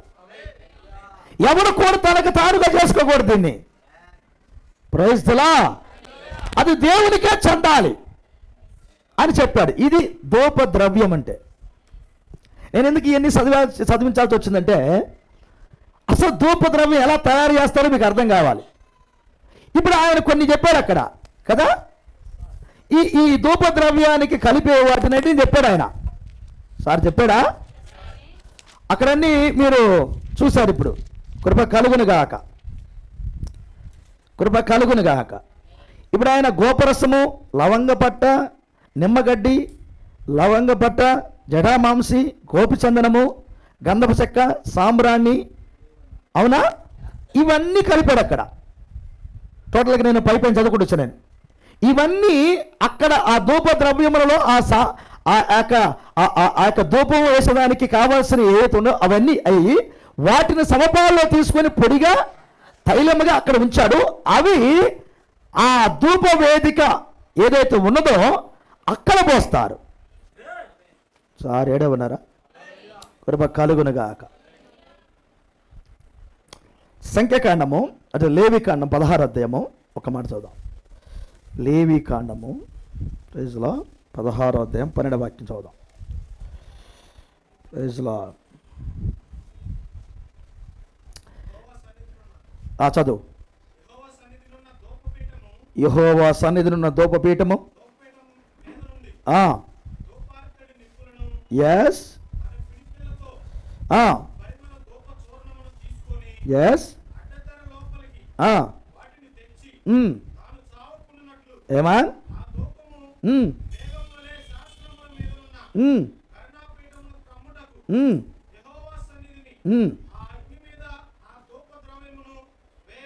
ఇది ధూపం వేసినప్పుడు ఏమొస్తుంది బయటికి? ఒక మేఘం బయటకు వస్తుంది. అక్కడ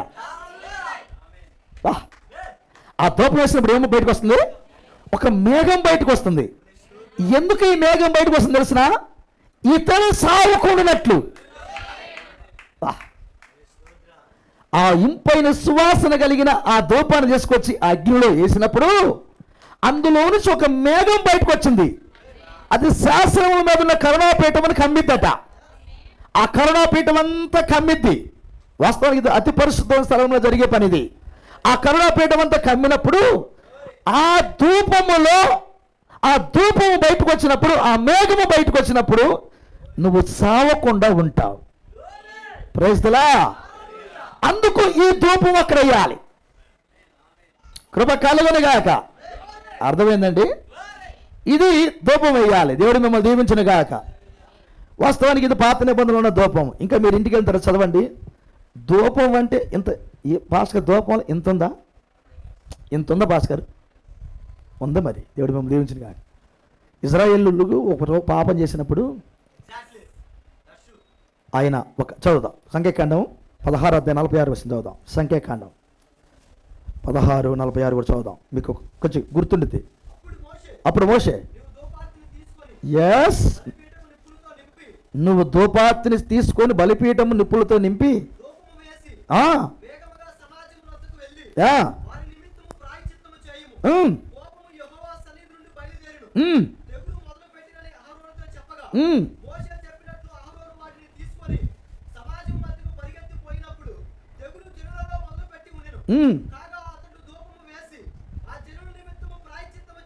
అది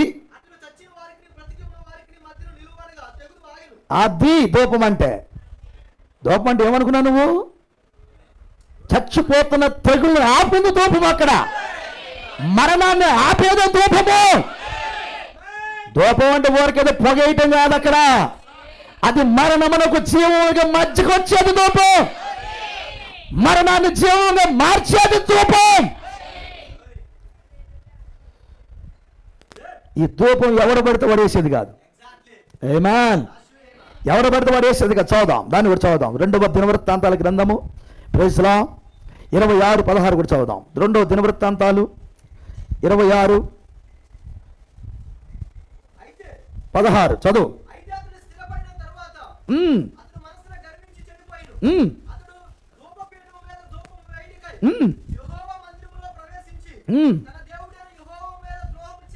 ఎస్,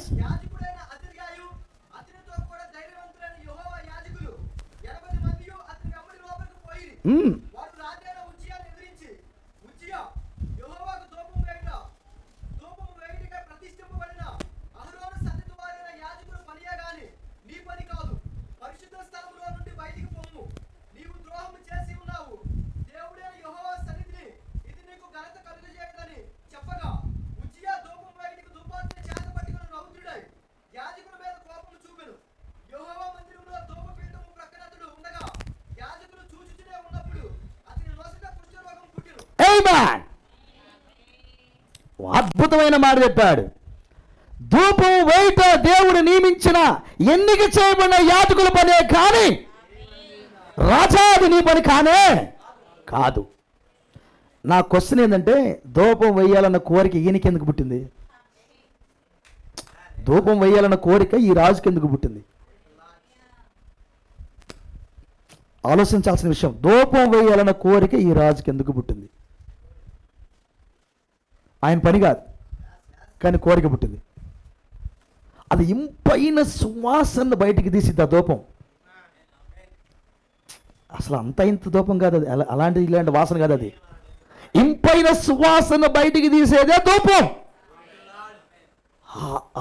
అది అది మేళకుని పని చొప్పున సమభాగములుగా కలపబడి అవి చక్కగా కొలత ప్రకారంగా తీసుకొని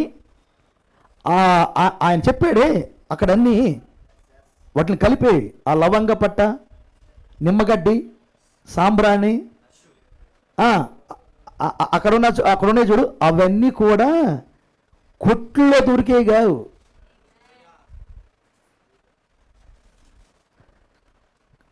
కొన్ని దేశాల్లో పెట్టాడు దేవుడు. నేను దాని మీద స్టడీ చేస్తే, పరమగీత చెప్పేటప్పుడు స్టడీ చేసే దాని మీద నేను. అప్పుడు ఒక దేశంలో దొరకలయ్యి, ఆయా దేశాల్లో దొరికిన అన్నిటినీ మనకు దొరుకుతాయో లేవని చెప్పి రాజుల కాలంలో స్టోర్ చేసి పెట్టారు కొన్ని. ఎందుకు వీళ్ళు రాజులు స్టోర్ చేసి పెట్టారని చూస్తే అవి దొరికే కావు. ఆయా దేశాలు ఎక్కడెక్కడో ఉండేవన్నీ వాటన్నిటిని తీసుకొచ్చి అక్కడ పెట్టాడు. అవి ఇంపైన సువాసన కలిగినవి. అందుకన్నాడు ఇవి నాకే వాడండి, ఏ వ్యక్తికి వాడకూడదు దీన్ని అన్నాడు ఆయన. Praise the lord. అయితే ఈ ధూపం వేయటానికి ఈ ఉజ్జియాకి ఎందుకు ఆశ కలిగింది? ధూపం వేయుట ప్రతిష్ఠింపబడిన అహరోను సంతతి వారిని యాజకుల పనియే గాని నీ పని కాదు అని చెప్పుచున్నా ఆయన మాటలు లేదు. ధూపం వేయాలి అంత కోరుకుండిద్దా? ఎస్. ఒక మాట చెప్పాలంటే ధూపం అనేది దేవుడి సేవలో ఒక చిన్న భాగం. ఒక చిన్న భాగానికి ఇంత కోరుకుంటే ఇంక అన్ని భాగాలకి ఎంత కోరుకుండాలి? ధూపం వేయటం అనేది సేవలో ఒక భాగం. ఈ చిన్నదానికి ఎంత కోరుకుందంటే అన్నిటికీ ఇంకెంత ఉంటుంది? అందుకన్నాడు ఎవడు పడితే వాడు వేసేది కాదు ఇది, ఒక అన్నిటి మీద చల్లేది కాదు ఇది. ఇలా ఎవరు తయారు చేసుకోవడానికి కూడా లేదు. దేవుడి స్తోత్రం, హల్లెలూయా. ఇది ధర్మశాస్త్రం ప్రకారంగా ఈ మేళకుని యొక్క ఆ కొలతల ప్రకారంగా వాటిని తీసుకొచ్చి ఒకసారి పెట్టి కలిపే ఒక వ్యక్తి సపరేట్గా ఉంటాడు. అది ఎన్నిక చేయబడిన వ్యక్తి. ఆ వ్యక్తిని తీసుకొచ్చి ధూపం వేదిక ఆ ధూపాన్ని వేయాలి. ఆమేన్. అది ధర్మశాస్త్ర ప్రకారంగా. ఇప్పుడు 24 పెద్దలకి బంగారు పాత్రలు 24 ఇచ్చాడు. ఈ 24 పాత్రలో ఇవే ఉన్నాయి. అతి పరిశుద్ధ స్థలము దగ్గర ఏ ధూప వేదిక అయితే ఉన్నదో ఆ ధూప వేదిక కావలసిన ఆ కొలతల ప్రకారంగా ఏ పొడి అయితే ఉన్నదో అదే పొడిని 24 పెద్దలకు ఇచ్చిన పాత్రలో ఉంది. Praise the lord. ఇంకొక మాట చదువుదాం. ప్రకటన గ్రంథం కృప కలుగునుగాక 8వ అధ్యాయం. సార్ ఇక్కడ ఉన్నారా? Praise the lord. ప్రకటన గ్రంథం 8వ అధ్యాయం 4వ వచనం కూడా చదువుదాం.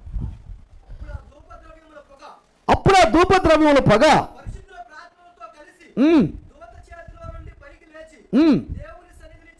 ఎస్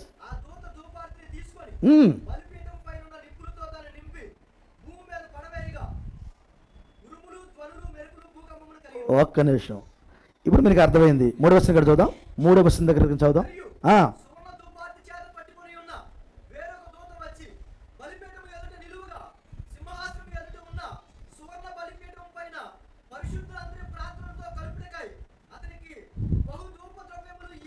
ఒక్క నిమిషం ఆగండి. ఇప్పుడు పరిశుద్ధులందరూ ప్రార్థనతో కలపటానికి బహు ధూప ద్రవ్యం ఇవ్వబడింది. ఇక్కడ 2 అర్థమవుతుంది మనకి. ధూప ద్రవ్యం అక్కడ ఉంది, చాలా ధూప ద్రవ్యం అక్కడ ఉంది. పరిశుద్ధుల ప్రార్థనలు కూడా ఉన్నాయి. వాళ్ళు ప్రార్థనలు కలపటానికి ఇది ఉన్నాయి. కృప కలుగునుగాక. నేను ఇందాకే చెప్పాను, అక్కడ 24 పెద్దల్లో ఒకళ్ళేమో గోత్రకర్తలు ఉన్నారు, ఒకళ్ళేమో 12 మంది అపోస్తలులు ఉన్నారు. హల్లెలూయా. వీళ్ళు ఇజ్రాయెల్ 12 గోత్రకర్తలకు ప్రాతినిధ్యం వహించేదానికి ధర్మశాస్త్ర ప్రకారంగా కొందరున్నారు, కృప ప్రకారంగా కొందరున్నారు. అంతే కదా? వాళ్ళు 24 పెద్దలు. 24 పెద్దలు సింహాసనం మీద కూర్చొని తీర్పు తీరుస్తారని చెప్పాడు. ఈ మాటలు అపోస్తలులతో మాట్లాడతాడు ఆయన. కృప కలుగునుగాక. అపోస్తలులకు మాత్రమే తీర్పు తీర్చేదానికి అధికారం ఉందని చెప్పాడు. మనకి మత్తయి రాసిన సువార్త 19వ అధ్యాయం చెప్తాడు. ఆ తర్వాత లూకా సువార్త 20వ అధ్యాయం కూడా చెప్తాడు ఆయన. వాళ్ళు తీర్పు తీర్చేదానికి అవకాశం ఉంది అని చెప్పారు. 12 గోత్రకర్తలు తీర్పు తీరుస్తారు. 12 గోత్రకర్తలకి మీరు తీర్పు తీరుస్తారు అన్నాడు. కానీ ఇక్కడైతే సువర్ణ పాత్రలు అందరికీ ఇవ్వబడ్డాయి. దేవునికి స్తోత్రం. పరిశుద్ధుల ప్రార్థనలు పరలోకరాజ్యానికి వెళ్ళేదానికి పరిశుద్ధుల ప్రార్థనలు, దేవునికి స్తోత్రం. ఎందుకు పరిశుద్ధుల ప్రార్థనలు వాళ్ళ పాత్ర దగ్గరికి వెళ్ళిన తర్వాత శుద్ధి చేయబడుతున్నాయి? అసలు ఏమన్నాడంటే ఈ పాత్రలు ఏంటి అంటే పరిశుద్ధుల ప్రార్థనలు అన్నాడు. అంటే వాళ్ళ చేతుల్లో పట్టుకొని ఉన్నారు, ఆ పాత్రలు పట్టుకొని ఉన్నారు వాళ్ళు. ఏంటి ఈ పాత్రలు అంటే పరిశుద్ధుల ప్రార్థనలు. ఎవరు ప్రార్థనలు అవి? ప్రెసెంట్ టెన్స్ ప్రార్థన చేసే వాళ్ళ ప్రార్థనలు అక్కడికి వెళ్ళాలి. కృప కలుగునుగాక. ఎక్కడికి వెళ్ళాలి? ఇప్పుడు నువ్వు ప్రార్థన చేస్తున్నావు, నేను ప్రార్థన చేస్తున్నాను. ఎక్కడికి వెళ్ళాలి ఇప్పుడు ప్రార్థనలు? వాళ్ళ దగ్గరికి వెళ్ళాలి.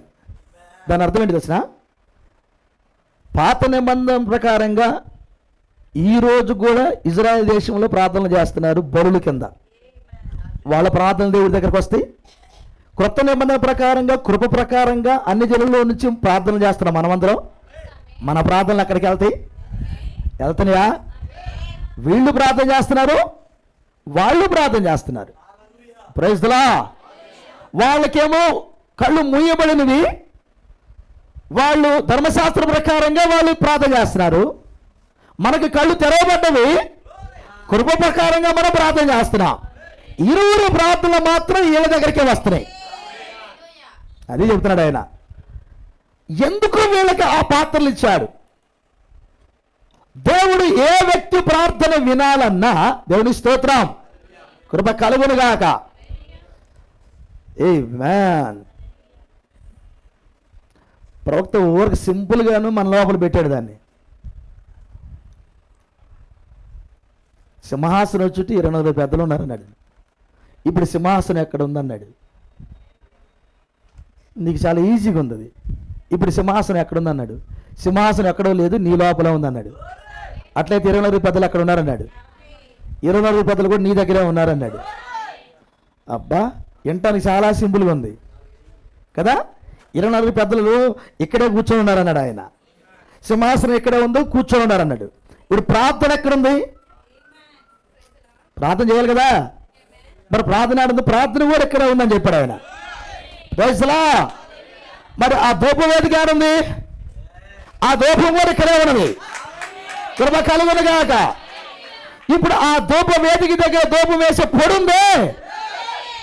పొడుందా? ఆ పొడికి తయారు చేసే వస్తువులు చదివాక ఇప్పుడు నేను ఈ వస్తువులను ఎక్కడ చదువుదాం. ఓకేనా? ఇప్పుడు చదువుదాం. పరమగీతము 4:13. కృప కలుగునుగాక. ఒకసారి చదివితే మీకు అర్థమైంది. ధూప వేదిక పొడి ఎక్కడుందో. పరమగీతం 4:13-14. నీ చిగురులు, అంతే చదువు. నీ చిగురులు దాడిమ వనం. ఎస్.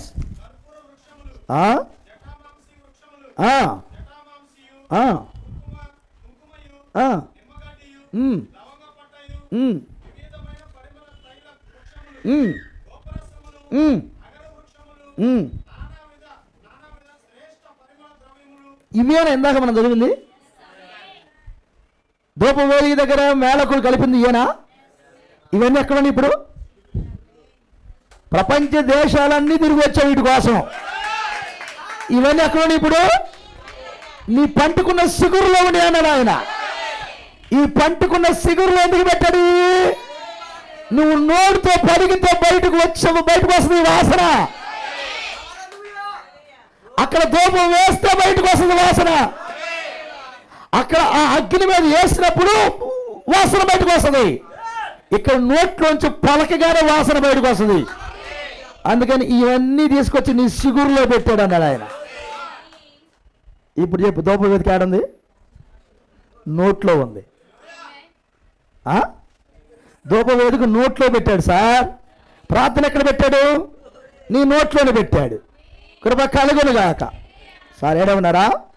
దేవుడు మిమ్మల్ని దీవించును గాక. Praise the lord. సార్ ఇప్పుడు ఎందుకు ఆయన ఈ పాత్రలు వాళ్ళ చేతికి ఇచ్చాడు? ఒక్క మాట చెప్పి నమ్మకించాలనుకోండి. ఎందుకు ఈ పాత్రలో? ఇప్పుడు యూదులు ప్రార్థన చేస్తున్నారు, మనం ప్రార్థన చేస్తున్నాం, అంతే కదా. ఏగా వాళ్ళు ప్రార్థన చేస్తున్నారు, మనం కూడా ప్రార్థన చేస్తున్నాం. చేయట్లేదా అంట? కృప కలుగునుగాక.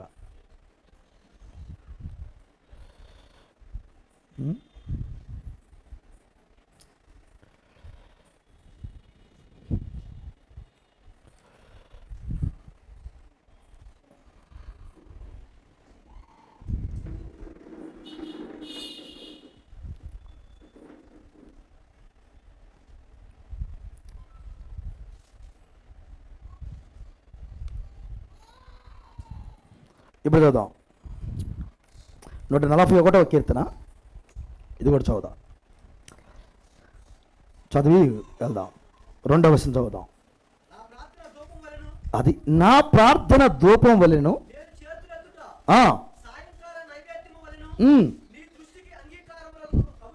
అది ఇప్పుడు మన ప్రార్థన ఎలా ఉంది? ధూపం వల్లే ఉందన్నాడు. వాస్తవానికి ధూపం అనేది అతిపడి స్థలం లేసేది. కృప కలుగును గాక. ఇప్పుడు నీ ప్రార్థన ఏమవ్వాలనుకున్నాడు? ఆయన ధూపం కావాలనుకున్నాడు. ఇందుకు ధూపం ఎక్కడుంది? నోట్లోనే ఉంది. కృప కలుగును గాక. హల్లెలూయా.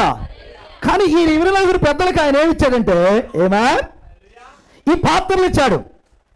ఇచ్చాడా? ఎందుకు ఈ పాత్రలు ఇచ్చాడు? ఏమా ఈ మాట లోపలికి వెళ్ళాను సార్. ఎందుకు ప్రార్థన, ఎందుకు వీళ్ళకి పాత్రలు ఇచ్చాడు సార్? నీ ప్రార్థన ఈ రోజున, నీ ప్రార్థన అపోస్తుల బోధ ప్రకారంగా ఉండాలి. ఇజ్రాయేలు చేసే ప్రార్థన ధర్మశాస్త్ర ప్రకారంగా ఉండాలి. అప్పుడు అది అంగీకారం. మన ప్రార్థన అపోస్తుల బోధ ప్రకారంగా ఉండాలి. అప్పుడు అంగీకారం. అంటే నువ్వు చేసే ప్రార్థన కూడా పరీక్షింపబడుతుంది. నువ్వు కక్ష పెట్టుకొని ప్రార్థన చేసావనుకో, అక్కడ దాకా వెళ్ళి కిందకు వస్తుంది. అది వినపడదు. స్వార్థముతో ప్రార్థన చేసావనుకో, వినపడదు. పాపము చేస్తూ ప్రార్థన చేసావనుకో, వినపడదు. 2 తలంపుల మధ్య ప్రార్థన చేసావనుకో, వినపడదు. ఆ పాత్ర దగ్గరికి వెళ్ళి కిందకు వచ్చేస్తాయి. ఆ పాత్ర ఏంటో తెలిసిన? ఆ అపోస్తులు బోధన పట్టుకున్నారు వాళ్ళు. నువ్వు చేసే ప్రార్థన వాళ్ళు పట్టుకున్న ఆ గ్రంథానికి సరిపోవాలి. 12 మంది అపోస్తులు ఎందుకు ప్రతినిధులుగా అక్కడ ఉన్నారో తెలిసిన? నువ్వు ఏమి మాట్లాడినా గ్రంథములో ఉండాలి. అది నువ్వు చేసిన ప్రతి క్రియ గ్రంథములో ఉండాలి. ఆ గ్రంథములో ఉన్నదాన్ని చేస్తేనే వాళ్ళు పైకి పంపిస్తారు తప్ప లేకపోతే కిందకి రావటమే. నువ్వు ఏం పని చేసినా అది గ్రంథములో ఉండాలి. నువ్వు ప్రార్థన చెయ్యి, లేకపోతే ఇంకొకటి చెయ్యి, ఏమి చేసినా గ్రంథములో ఉండాలి. నువ్వు పలికిన ప్రతి దానికి గ్రంథం సరిపోవాలి. అది అందుకు వాళ్ళకి పాత్రలు ఇవ్వబడ్డాయి. ఇప్పుడు ఎవరు పడితే వాడికి లోపలికి వస్తాడు, పానీరు. ఏ ప్రార్థన పడితే ఆ ప్రార్థన దేవుడు లోపలికి తీసుకోడు. నువ్వు నీ ఇష్టానుసారంగా చేసే ప్రార్థనలు ఆయన వినపడితే ఆయనకే మైండ్ పోయిద్దాం. చాలామంది చేసే ప్రార్థనలు, నేను కుక్కనయ్యా, పిల్లినయ్యా, నక్కనయ్యా, అదయ్యా, ఇదయ్యా అని అడుగుతూ ఉంటారు. ఆయనకి వినపడు. శుద్ధి చేయబడిన ప్రార్థనలు వినపడతాయి. అక్కడికి వెళ్ళి శుద్ధి చేయబడిన తర్వాత సింహాసనం దగ్గరికి వెళ్తే ప్రార్థనలు అన్నాడు ఆయన. సింహాసనం దగ్గరికి వెళ్ళాలంటే ప్రార్థన ముందు అక్కడికి వెళ్ళాలి. ఆ పాత్ర దగ్గరికి వెళ్ళిన తర్వాత అక్కడికి వెళ్తాయి. నీ ప్రార్థనలు కలపటానికి ధూప ద్రవ్యాలు ఇవ్వబడ్డు అని చెప్పారు ఆయన. ఇప్పుడు చెప్పు, 24 పెద్దలు అక్కడ ఏం చేస్తున్నారని? అయ్యా నువ్వు అనుకున్న పాప చూసావా? వారు పేర్లు రాశాడు, కిరీటాలు పెట్టాడు. అబ్బా అంత ఈజీగా లేదుగా. 24 పెద్దలను గుమ్మాల మీద పేర్లు రాయటానికి, పునాదుల పడవ మీద వాళ్ళ పేర్లు రాయడానికి ఎంత కష్టపడ్డారు ఇప్పుడు వాళ్ళు? పడ్డాడా కష్టం? ఏమా దినేష్ కష్టపడుతున్నారు అన్న? ప్రతినిధులు వాళ్ళు మాట్లాడిన బోధలకి ప్రతినిధులు. అందుకని వాళ్ళకి వీణలు ఇవ్వబడ్డాయి, వాళ్ళకి కిరీటాలు ఇవ్వబడ్డాయి, వాళ్ళకి తెల్లని వస్త్రాలు ఇవ్వబడ్డవి, వాళ్ళకి బాధ్యత కలిగిన పనులు, ధూప ద్రవ్యములు కూడా, సువర్ణ పాత్రలు కూడా ఇవ్వబడ్డాయి. ఎంత బాధ్యత కలిగిన పని అది? ఒక మాట చెప్పాలంటే, ఎట్లా పడితే అట్లా వచ్చేవాడు, ఎట్లా పడితే చేసే ప్రార్థనలన్నిటినీ అక్కడ వాళ్ళు ఏం చేస్తారంటే చూసి కిందకి పంపిస్తారు. ఎంత డ్యూటీ అది?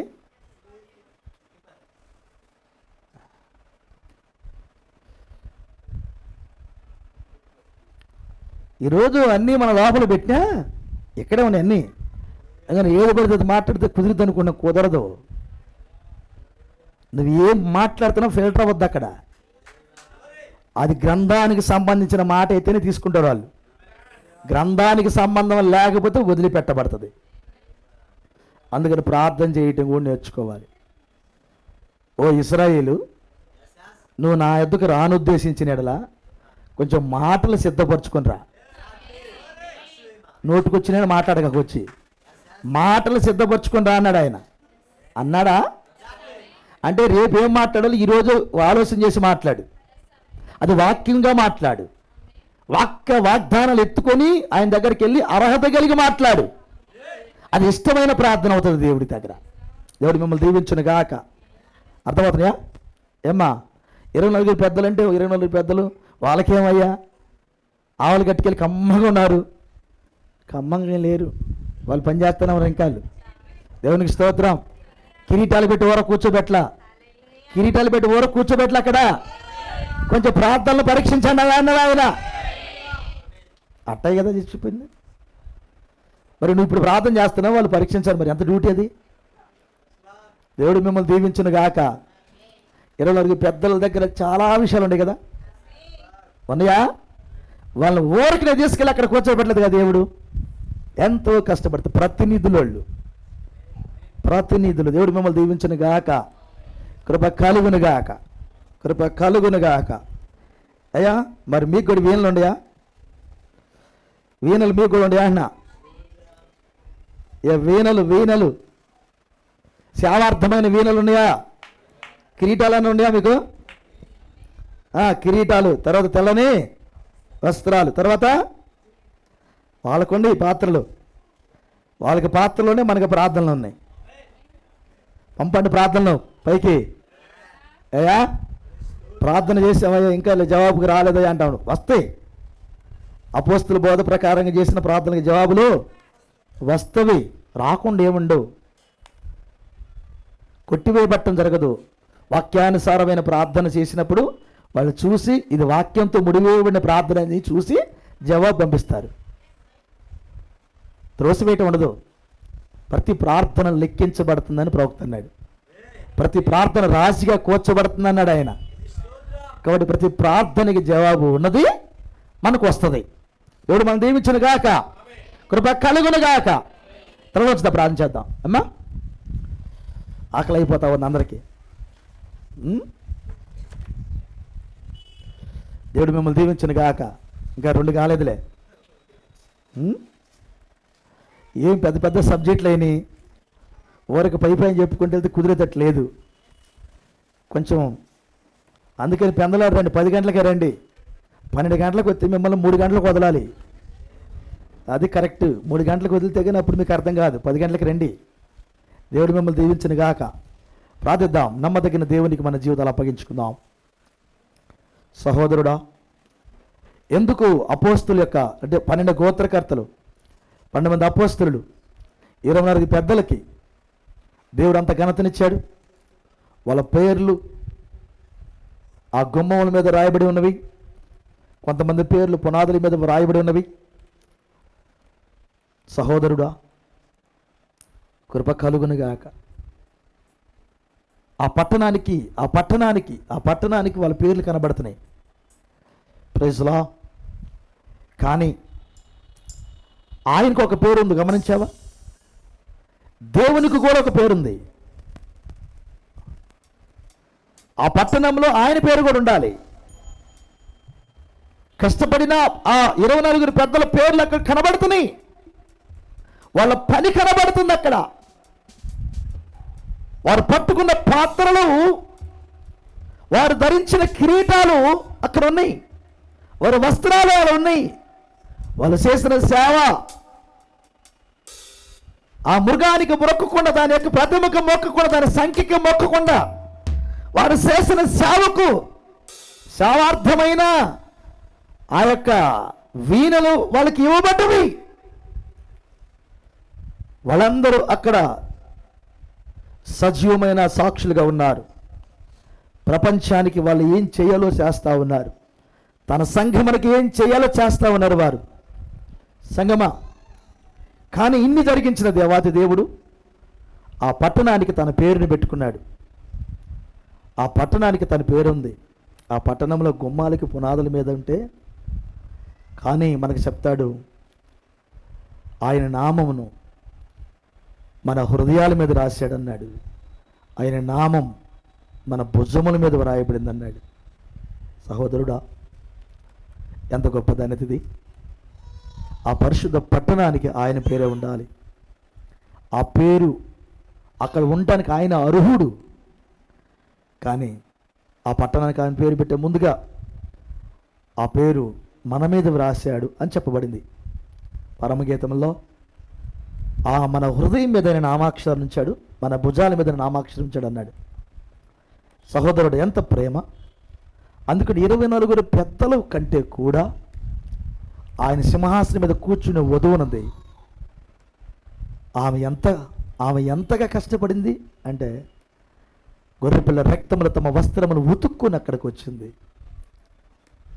ఆయన పక్కటి ఎముకల నుంచి తీయబడి ఆయన ఎలా ఉంటాడో లోకానికి చూపించెళ్ళిన, ఆయన అడుగులో అడిగి సావలు గట్టుకెళ్ళిన ఆయన ఈ రీతిగా ఉంటాడని తన జీవితం ద్వారా, తన నిందల ద్వారా, అవమానాల ద్వారా, తన శోధనల ద్వారా, శ్రమల ద్వారా, తన పరీక్షల ద్వారా ఆ దేవుణ్ణి తన జీవితంలో చూపించిన వధువు. వారైతే 24 సింహాసనమే కూర్చున్నారు, ఈమైతే ఆయన ఎక్కడ కూర్చుంటాడో అక్కడ కూర్చున్నది. ఎంత కష్టపడాలి ఇప్పుడు, ఎంత కష్టపడాలి ఇప్పుడు మనం ఈ వర్తమానం కొరకు, ఎంత పోరాడాలి, ఎంతగా ఈ వర్తమానంలో మనము రాజీ పడకుండా జీవించాలి. నీ కొరకు ప్రార్థన గది ఎదురు చూస్తూ ఉంది. నీ కొరకు ఆ ధూప ద్రవ్యాలు ఎదురు చూస్తావని, నీ నోట్లో గదికొచ్చి ప్రార్థించమని ఎదురు చూస్తావని,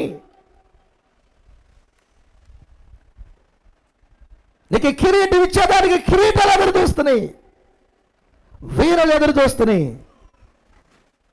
వస్త్రాలు ఎదురు చూస్తున్నాయి. సహోదరుడా, ఈరోజు నీకు కూడా ఆయన బహుమానం సిద్ధం చేసి పెట్టాడు. ఇవన్నీ వాడుకోవాలి, ఇవన్నీ నువ్వు కలిగి ఉండాలి, ఇవన్నీ ప్రభు ద్వారా మనం పొందుకోవాలి. ఒక శ్రేష్టమైన జీవితం తన సంఘము ద్వారా లోకానికి కనబడాలని కోరుకున్నాడు. ఎందుకంటే వాళ్ళైతే ఆ సింహాసనం చుట్టూ కూర్చున్నారు, నువ్వు నేనైతే సింహాసనం మీద కూర్చోడానికి వెళ్తున్నాం. జయించిన వారు నాతో కూడా నా సింహాసనం మీద కూర్చోడని చెదను. ఈ మధ్యాహ్న వేళలో జయించే పిల్లలకి మనం ముందుకెళ్దాం. మరి గ్రంథంలో ఎవరి స్థానంలో వారు ఉండగా మనం చూస్తున్నాం. మరి మన స్థానంలో మనం ఉండాలి కదా, మన స్థానాన్ని మనం గుర్తెరగాలి కదా, మన స్థానంలో మనం చేయవలసిన పనులు మనం చేయాలి కదా. ఈ మధ్యాహ్న వేళలో మన స్థానంలో మన పనులు మనం గుర్తెరిగి ఆయనకి ఇష్టమైన పనులను మనం చేస్తూ ఈ పోరాటంలో బహుమానం పొందుకునేంత వరకు పోరాడదాం. అలాంటి కృప దేవుడు మనకు దయచేయును గాక. ఇంకా రక్షింపబడిన వారు ఎవరైనా ఉంటే, ఇంకా ప్రభువైన యేసుక్రీస్తు నామములో బాప్తిసం పొందిన వారు ఉంటే, ఇంకా ఎవరైనా యేసుక్రీస్తుని సొంత రక్షకుడిగా అంగీకరించిన వారు ఉంటే, ప్రభువైన యేసుక్రీస్తు నామములో బాప్తిసం పొందిన వారు ఉంటే, ఇది మిక్కిలి అనుకూలమైన సమయం. దేవుడు మీకు ఇచ్చిన ఈ శ్రేష్టమైన జీవితాన్ని వ్యర్థముగా ఖర్చు పెట్టొద్దు. వాక్యముతో ఉండండి, ఆయన నాయకత్వం కింద కదలండి, ఆయన చిత్తమును జరిగించండి, నిస్వార్థముగా జీవించండి. మీ కొరకు నీతి కిరీటం ఉన్నది, మహిమ కిరీటం ఉన్నది, జీవ కిరీటం ఉన్నది. సహోదరుడా, ఇవన్నీ దేవుడు మీకు సిద్ధం చేసి ఉంచాడు. మీ పనుల ప్రకారంగా ఆయన మీకు ఖచ్చితంగా ఇస్తాడు. ప్రతి ఒక్కరూ ఆ కిరీటం పొందుకునే పిల్లలుగా పోరాడాలని, వెనక్కి తిరిగి చూడకుండా పోరాడాలని ప్రభు పేట మనవి చేస్తూ ఉన్నాం. సమయం ఇంకెంతో దూరము లేదు, ఎత్తబాటు చాలా సమీపంగా ఉన్నది. సిద్ధపడదామండి. అలాంటి కృప దేవుడు మనకు దయచేయను గాక. ఆయనకి ఇంకా సమర్పించుకొని ఎవరైనా ఉంటే సమర్పించుకోండి. ఆత్మశాతం నింపబడ్డావా? ఇంకా సమర్పించుకోవడం ఏంటి? సమర్పించుకోవాలి. ఎందుకంటే ఆవల గట్లకి వెళ్ళటానికి మరలా మనము ఆయన ఆత్మశాతం నింపబడుతున్న మరొక సమయం ఇది. సహోదరుడ సహోదరి, ఆయన ఆత్మశాతం నింపబడదాం, ఆయన ఆత్మశాతం నింపబడదాం, ఆత్మ బస్సులు అవుదాం. అవలగట్లో జరుగుతున్న విషయాన్ని చూడగలిగిన నేత్రాలు కలిగి ఉందాం. గ్రంథములో మన స్థానానికి మనం వద్దాం. ఈ లోకములో ఒక చున్న గాని పళ్ళు గాని తప్పిపోకుండా జరిగేది ఈ గ్రంథం.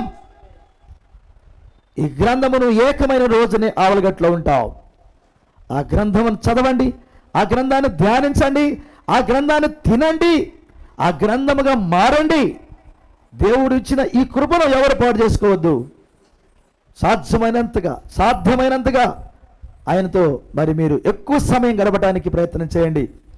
దేవుడు ఆవలగట్టుకు మిమ్మల్ని సిద్ధపరచునుగాక. ఆయన కృపలో మిమ్మలను ఐశ్వర్యవంతులు చేయునుగాక. ఆయన సిద్ధపరిచిన ప్రతి ఆశీర్వాదం, ఆ శ్రేష్టమైన ఆశీర్వాదాలు దేవుడు మీకు అందించునుగాక. కృప దొరుకునుగాక. మీకు ఆ గొప్ప దేవునికి సాక్షరులుగా మీరు ఉందురుగాక. కృప కలుగునుగాక. ప్రార్థిద్దాం. ఇంకా ఎవరైనా రక్షింపబడిన వారు ఉంటే తీర్మానాలు తీసుకోండి. సమయం లేదు అయ్యా, జీవితం శాశ్వతం కాదు.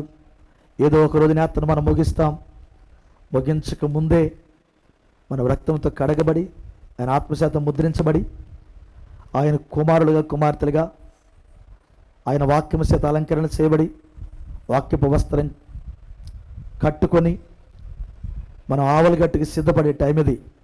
కాబట్టి ఇంకా రక్షింపబడిన వారికి మరొకసారి ప్రేమతో ఆహ్వానం తెలియజేస్తున్నాను. త్వరగా రక్తం కిందకి రండి.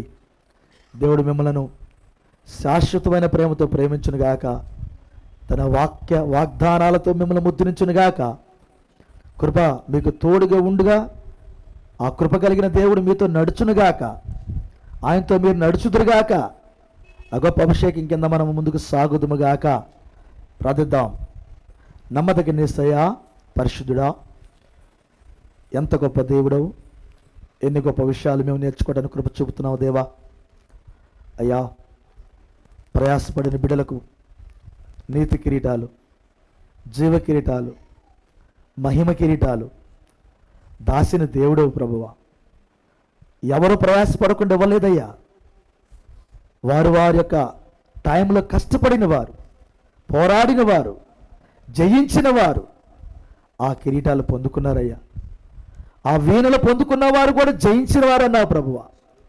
అయ్యా, ఈ లోకములో అబద్ధాలను పెంచిన మహావేష, దాని ఉనికి, ఆ ఘట సర్పం, దాని ప్రతిమ, దాని సంఖ్యను జయించిన వారికి ఆ వీణలు ఇవ్వబడి అన్నావు ప్రభువా. అవునయ్యా, నేను ఆరాధన చేయడానికి, నిన్ను స్తుతించడానికి, నీ కొరకు నిలబడటానికి మాకు కూడా ఆ వీణలు ఇవ్వబడ్డవి, జయించిన వారికి ఇవ్వబడుతున్నామని చెప్పావు ప్రభువా. ఈ మధ్యాహ్న వేళ నీ పిల్లలు జయించిన వారు వాటిని పొందుకొని నీ కొరకు సాక్షులుగా ఉండే కృప దయచేసి స్వామి. ప్రతి ఒక్కరిని ఆ రీతిగానే దీవించయ్యా. ప్రతి బిడ్డను, ప్రతి కుటుంబాన్ని దీవించయ్యా. అయ్యా, మాకంటే ముందుగా ఆవలగట్లకి వెళ్ళారా 24 పెద్దలు. పోరాటంలో అయితే మేమున్నాం. ఈ పోరాటంలో వెనక్కి తిరిగి చూడకుండా మేమందరం ముందుకు వెళ్ళుదుము గాక. ప్రతి కుటుంబాన్ని ఆ రీతిగా దీవించయ్యా. ప్రతి బిడ్డను దీవించయ్యా. ఈ లైవ్లో ఉన్న పిల్లలు కూడా దీవించయ్యా, ఆశీర్వదించయ్యా. తండ్రి, ఎవరు ఏ ఆశీర్వాదాలు పోగొట్టుకోవద్దయ్యా. నువ్వు సిద్ధపరిచిన ప్రతి ఆశీర్వాదాలని పిల్లలు తీసుకోవాలయ్యా. అయ్యా, చిన్న పనిని వదలొద్దయ్యా. ఆ చిన్న పనిలో నమ్మకంగా ఉండాలయ్యా. అలాంటి అభిషేకం నీ బిడ్డలకు దయచే ప్రభువా. తండ్రి, ప్రతి కుటుంబాన్ని దీవించమని, ప్రతి బిడ్డను దీవించమని. అయ్యా, మా పితరులు ఏ రీతిగా లోకానికి ఆశీర్వాదకరంగా ఉన్నారో మేము కూడా ఆశీర్వాదకరంగా ఉందము గాక. ఓ దేవా, ఈ చివరి దినాల్లో, ఈ ఆఖరి దినాల్లో, ఈ కటిక చీకటిలో నాయన మేము ఎంతగా నీ కొరకు సాక్షులుగా ఉండాలో అంతగా సాక్షులుగా ఉండే కృప దయచేయి నాయన. ప్రతి బిడ్డను దీవించమని, తిరిగి వెళ్తున్న మార్గాల్లో అందరికీ తోడుగుండమని, ప్రతి మాట ఇంటికి వెళ్ళిన తర్వాత ప్రభు ధ్యానించే హృదయాలు బిడ్డలకు దయచేయమని, మరొకసారి గ్రంథంలో ఆ మాటలు ప్రభువా వారు ధ్యానించడానికి కృప చూపని తండ్రి. అయ్యా, ధ్యాన హృదయాలు బిడ్డలకు దయచేయమని. అవునయ్యా, ఏది కూడా సడన్గా జరగట్లేదు, అది ప్రణాళిక చొప్పున జరుగుతుందన్నావు ప్రభువా. ఈ ప్రణాళికలో ఇప్పుడు మేము ఏం చేయాలో, ఎలాంటి అభిషేకం పొందుకోవాలో ఇవంతా ప్రభువా నీ పాదాల కాడ నేర్చుకునే కృప మా ప్రతి బిడ్డకి దయచే ప్రభువా. మా సంఘాన్ని ఆ రీతిగా దీవించమని తండ్రి. ప్రతి మాట మాలో అవి ఉండేంతగా ఫలింపచేయమని తండ్రి. నీ కృపకు, నీ దయకు, నీ కనికరముకు మమ్మల్ని అప్పగించుకుంటూ దేవా తండ్రి నాయన. అయ్యా, ఈ మాటలను బట్టి, ఈ వర్తమానాన్ని బట్టి నీ పాదాలు స్తుతిస్తూ ప్రభువా, నీ దయ అయితే నీ రాక ఆలస్యమైతే మరలా కలుసుకునే కృప దయచేయమని తండ్రి. మరొకసారి కూర్చున్న మమ్మలను, లైవ్లో ఉన్న పిల్లలను కూడా దీవించమని, ఆశీర్వదించమని ప్రతి మాటకి అది నూరంతలుగా ఫలించడానికి నీరు కట్టమని మా హృదయాల్లో సమస్త ఘనత మహిమ ప్రభావాలు మీకే తెలియజేస్తూ యేసుక్రీస్తుని మీ నామమున అడిగిపెట్టుచున్నాము తండ్రి. ఆమేన్. మన తండ్రి అయిన ప్రభు అయిన యేసుక్రీస్తు కృపా సమాధానం, ఆయన సన్నిధి, ఆయన కాపుదల భద్రత, ఆయన అభిషేకం, ఆయన సిద్ధపరిచిన ప్రతి ఆశీర్వాదం తలవంచిన మనకు లైవ్లోని పిల్లలకు సకల పరిశుద్ధులకు సదాకాలము తోడే ఉండును గాక. ఆమేన్. ఆమేన్. ఆమేన్. God bless you. దేవుడు మిమ్మల్ని దీవించును గాక.